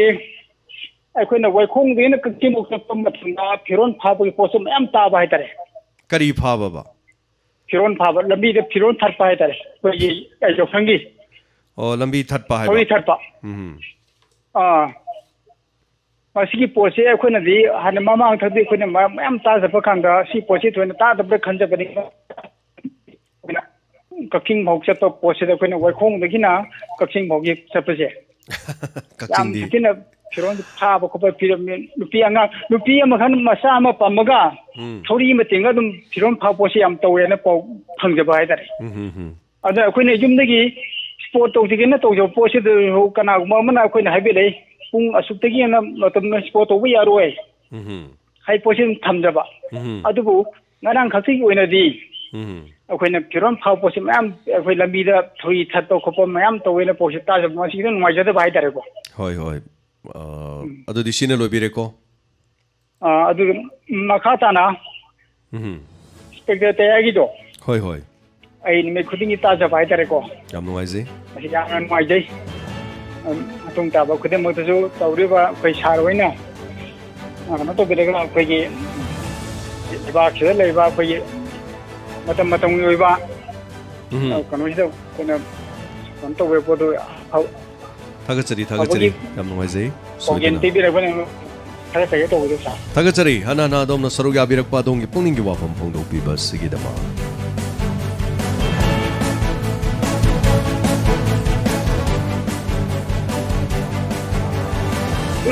Hello, Minga Matele from my view. Hello, sir. Hello. I come over before you. Have you? Kari have you? I go. ꯑꯩ ꯑꯗꯨꯝ ꯆꯥꯖꯩ ꯆꯥꯡ ꯅꯥꯏꯅ ꯑꯗꯩ ꯉꯔꯥꯡꯗꯤ ꯑꯕꯦꯔ ꯇꯩꯅꯕꯩꯗꯣ ꯌꯥꯝ ꯅꯣꯛꯄꯅꯦ ꯑꯗꯨ ꯁꯥꯔ ꯀꯩꯅꯣꯝꯇ ꯍꯪꯖꯒꯦ ꯀꯩꯅꯣ AIT ꯉꯟꯊꯠꯈ꯭ꯔꯦ ꯍꯥꯏꯕꯁꯦ ꯄꯨꯡ ꯀꯌꯥꯗꯒꯤꯅꯣ ꯀꯃꯥꯏꯅ ꯇꯧꯕꯅꯣ ꯑꯗꯨꯁꯨ ꯈꯪꯅꯤꯡꯗꯅ ꯂꯩꯖꯕꯅꯦ ꯅꯨꯡꯗꯥꯡ ꯔꯦꯗꯤꯑꯣ ꯇꯥꯕꯤꯗꯕ꯭ꯔꯥ ꯀꯩꯅꯣꯗꯗꯤ ꯇꯥꯗ꯭ꯔꯦ ꯑꯣ ꯁꯨꯃꯥꯏꯅ ꯑꯗꯨꯝ ꯇꯌꯥꯏ ꯉꯟꯈꯠꯂꯦ ꯍꯥꯏꯕ ꯂꯩꯇꯦ ꯍꯥꯟꯅꯒꯤꯗꯣ ꯍꯟꯖꯜꯂꯒ ꯉꯟꯅ ꯊꯥꯏ ꯍꯥꯏꯕꯅꯤ ꯍꯥꯟꯅꯒꯤꯁꯨ ꯑꯗꯨꯝ ꯂꯩꯔꯤ ꯑꯗꯨꯒ ꯑꯅꯧꯕꯁꯤꯡ ꯍꯥꯏꯇꯥꯔꯦ ꯑꯗꯨꯗꯤ ꯍꯥꯟꯅꯒꯤ ꯄꯨꯡꯐꯝ ꯑꯊꯦꯡꯕꯗ ꯑꯗꯨꯝ ꯂꯩꯔꯤ ꯑꯗꯨꯒ ꯄꯨꯡ 9 ꯃꯈꯥꯏꯗ ꯍꯥꯟꯅꯒꯤ ꯁꯟꯗꯣꯛꯆꯈꯤꯕꯁꯤꯡ ꯑꯗꯣ ꯃꯗꯨ ꯑꯃꯃꯝꯇ ꯑꯣꯏꯅ ꯊꯥꯖꯔꯤ ꯍꯥꯏꯇꯥꯔꯦꯀꯣ ꯌꯥꯕꯤꯔꯦꯀꯣ ꯑꯗꯨꯗꯤ ꯊꯦꯡꯛ ꯌꯨ ꯁꯣ ꯃꯆ ꯊꯧꯔꯝ ꯁꯔꯨꯛ ꯌꯥꯕꯤꯔꯛꯄꯁꯤꯒꯤꯗꯃꯛ ꯊꯥꯒꯠꯆꯔꯤ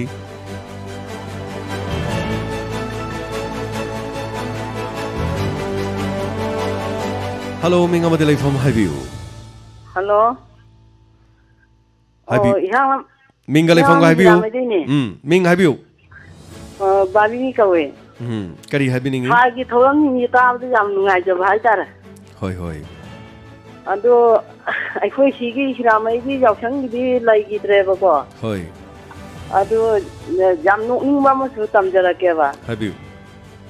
Ngarangse nahan aroibu numiki se aroi ani marini thubu numiki lamjen thaye bai khoi sigi san na mang tharaga lamjen nu chenge adu sambu da pi doira adu ga san da pi doira ba san duna hani yaugreba aw adubu lamjen chen bani na chelakpadu matai da chen ba ma yauruga su matai duna fastara su samna da lamjen chelei ba mi do madu nam na ban cameraman duna maning otho chen da camera duna fastai mana adu cameraman du da pidam ni na chele mi du dum pini san da di piraroi haitare san da pirodi mayam du angau ta do ni adu su adu sine loi birabro to pa kari habiningi oh sa loi jara ke ngati thank you thank you so much saru ga birakpa tonga tonga domodongi nungshiraba khungang kaya dagi miyam ponomangna adomadongi wafam kaya puduna lakpiriba tambiriba lamdam asida leiriba koigi furup asigi mayam ponomakta karaida kari tawribage haibasi khanghanbiriba sigi namda thagachari hello ming amadi leifam haibiu hello hello kaking lagi yangom ni maidan yang mai laikai taram nokchari haibiu kari habiningi thank you hoi diamond gi fm si yam thagachari hoi inspector tayai si su yamna nungai ba praja singda amadi hoi chhatra naha sing nupi sing da yamna hoi pogin piba amani haina thamjage kanana achai hoi gi sora gi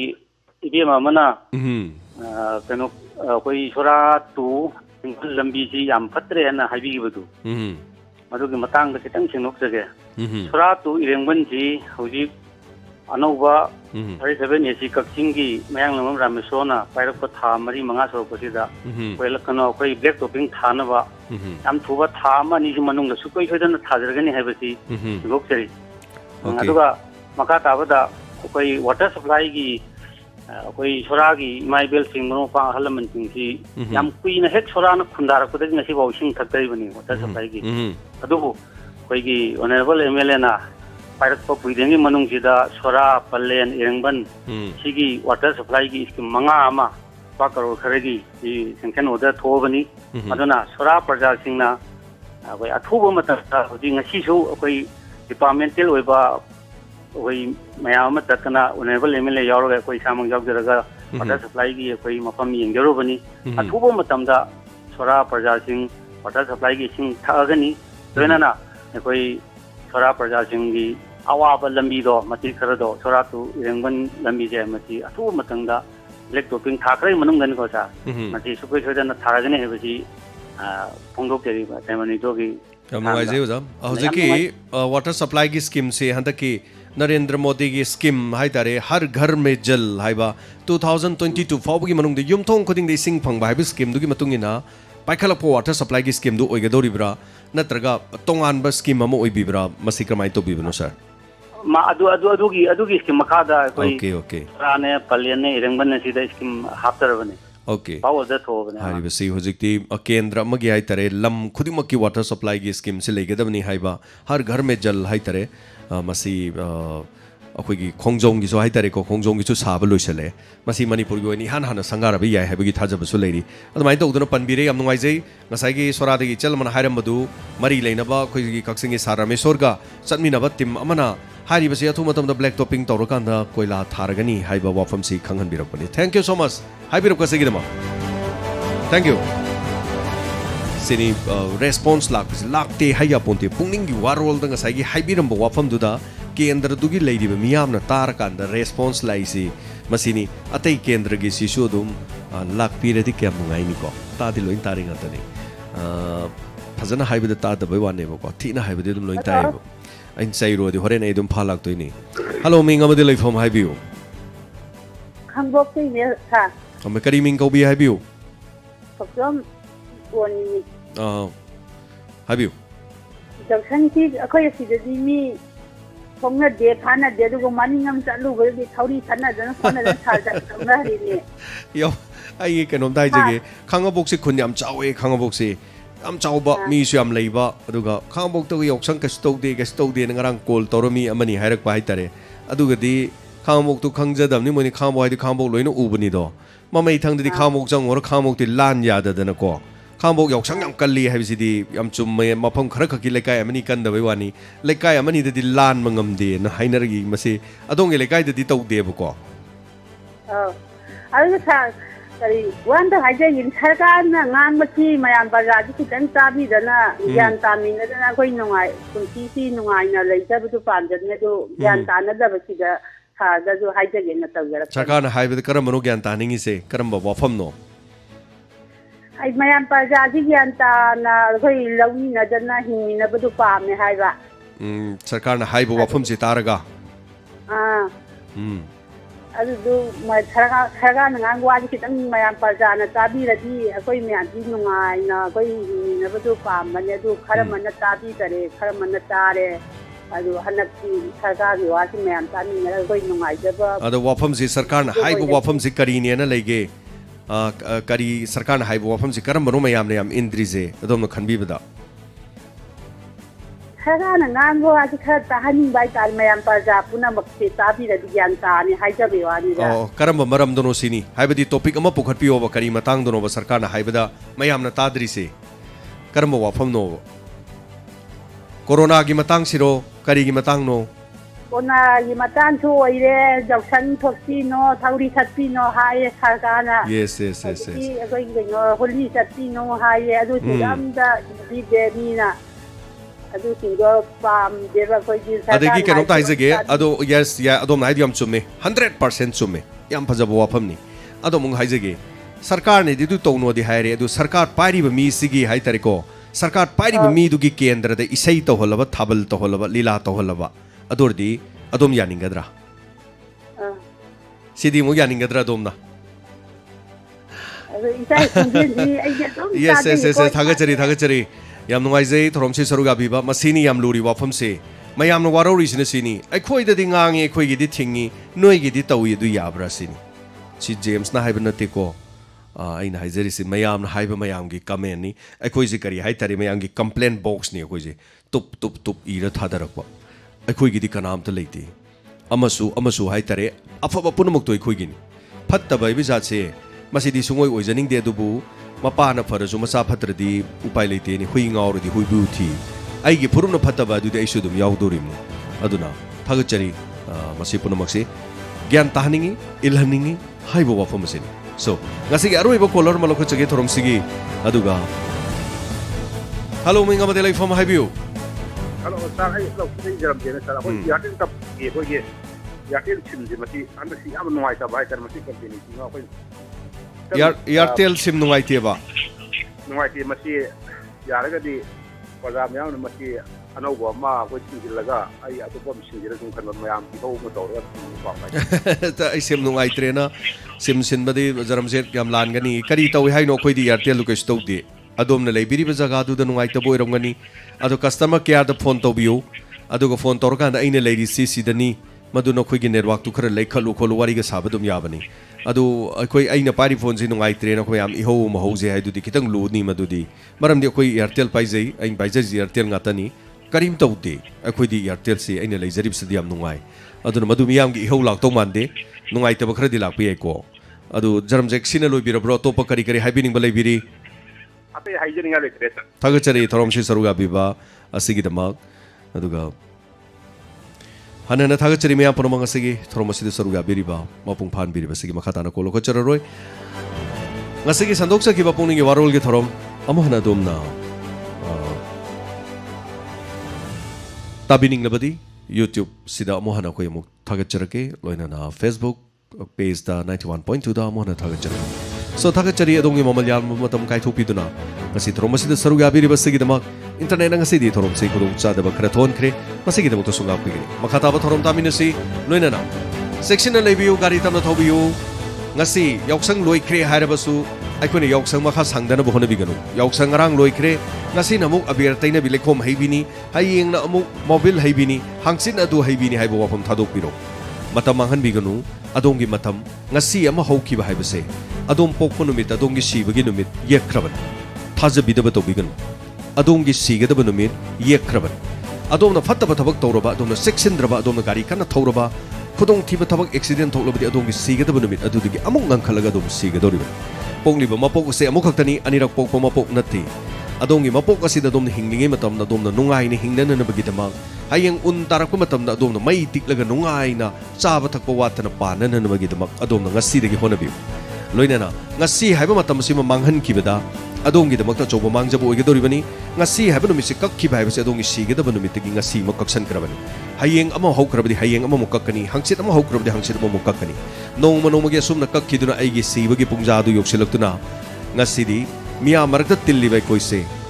leipak manungda leisa onduna male masidagi mutkigedoribani mangkigedoribani kana matana khanglamoi ai hinglami haibagi dama adunadi ai hinglinge matamna ai hinglami ko haiba khangnana nabagi dama mingchat urong khinana nabagi dama honabiro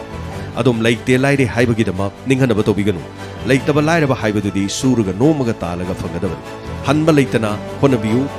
tola taraba simudu sibiu ang mga mateng pang na si loina nga sige mong tadi tabi sim mo jem sa gurjam no mukana kurumjari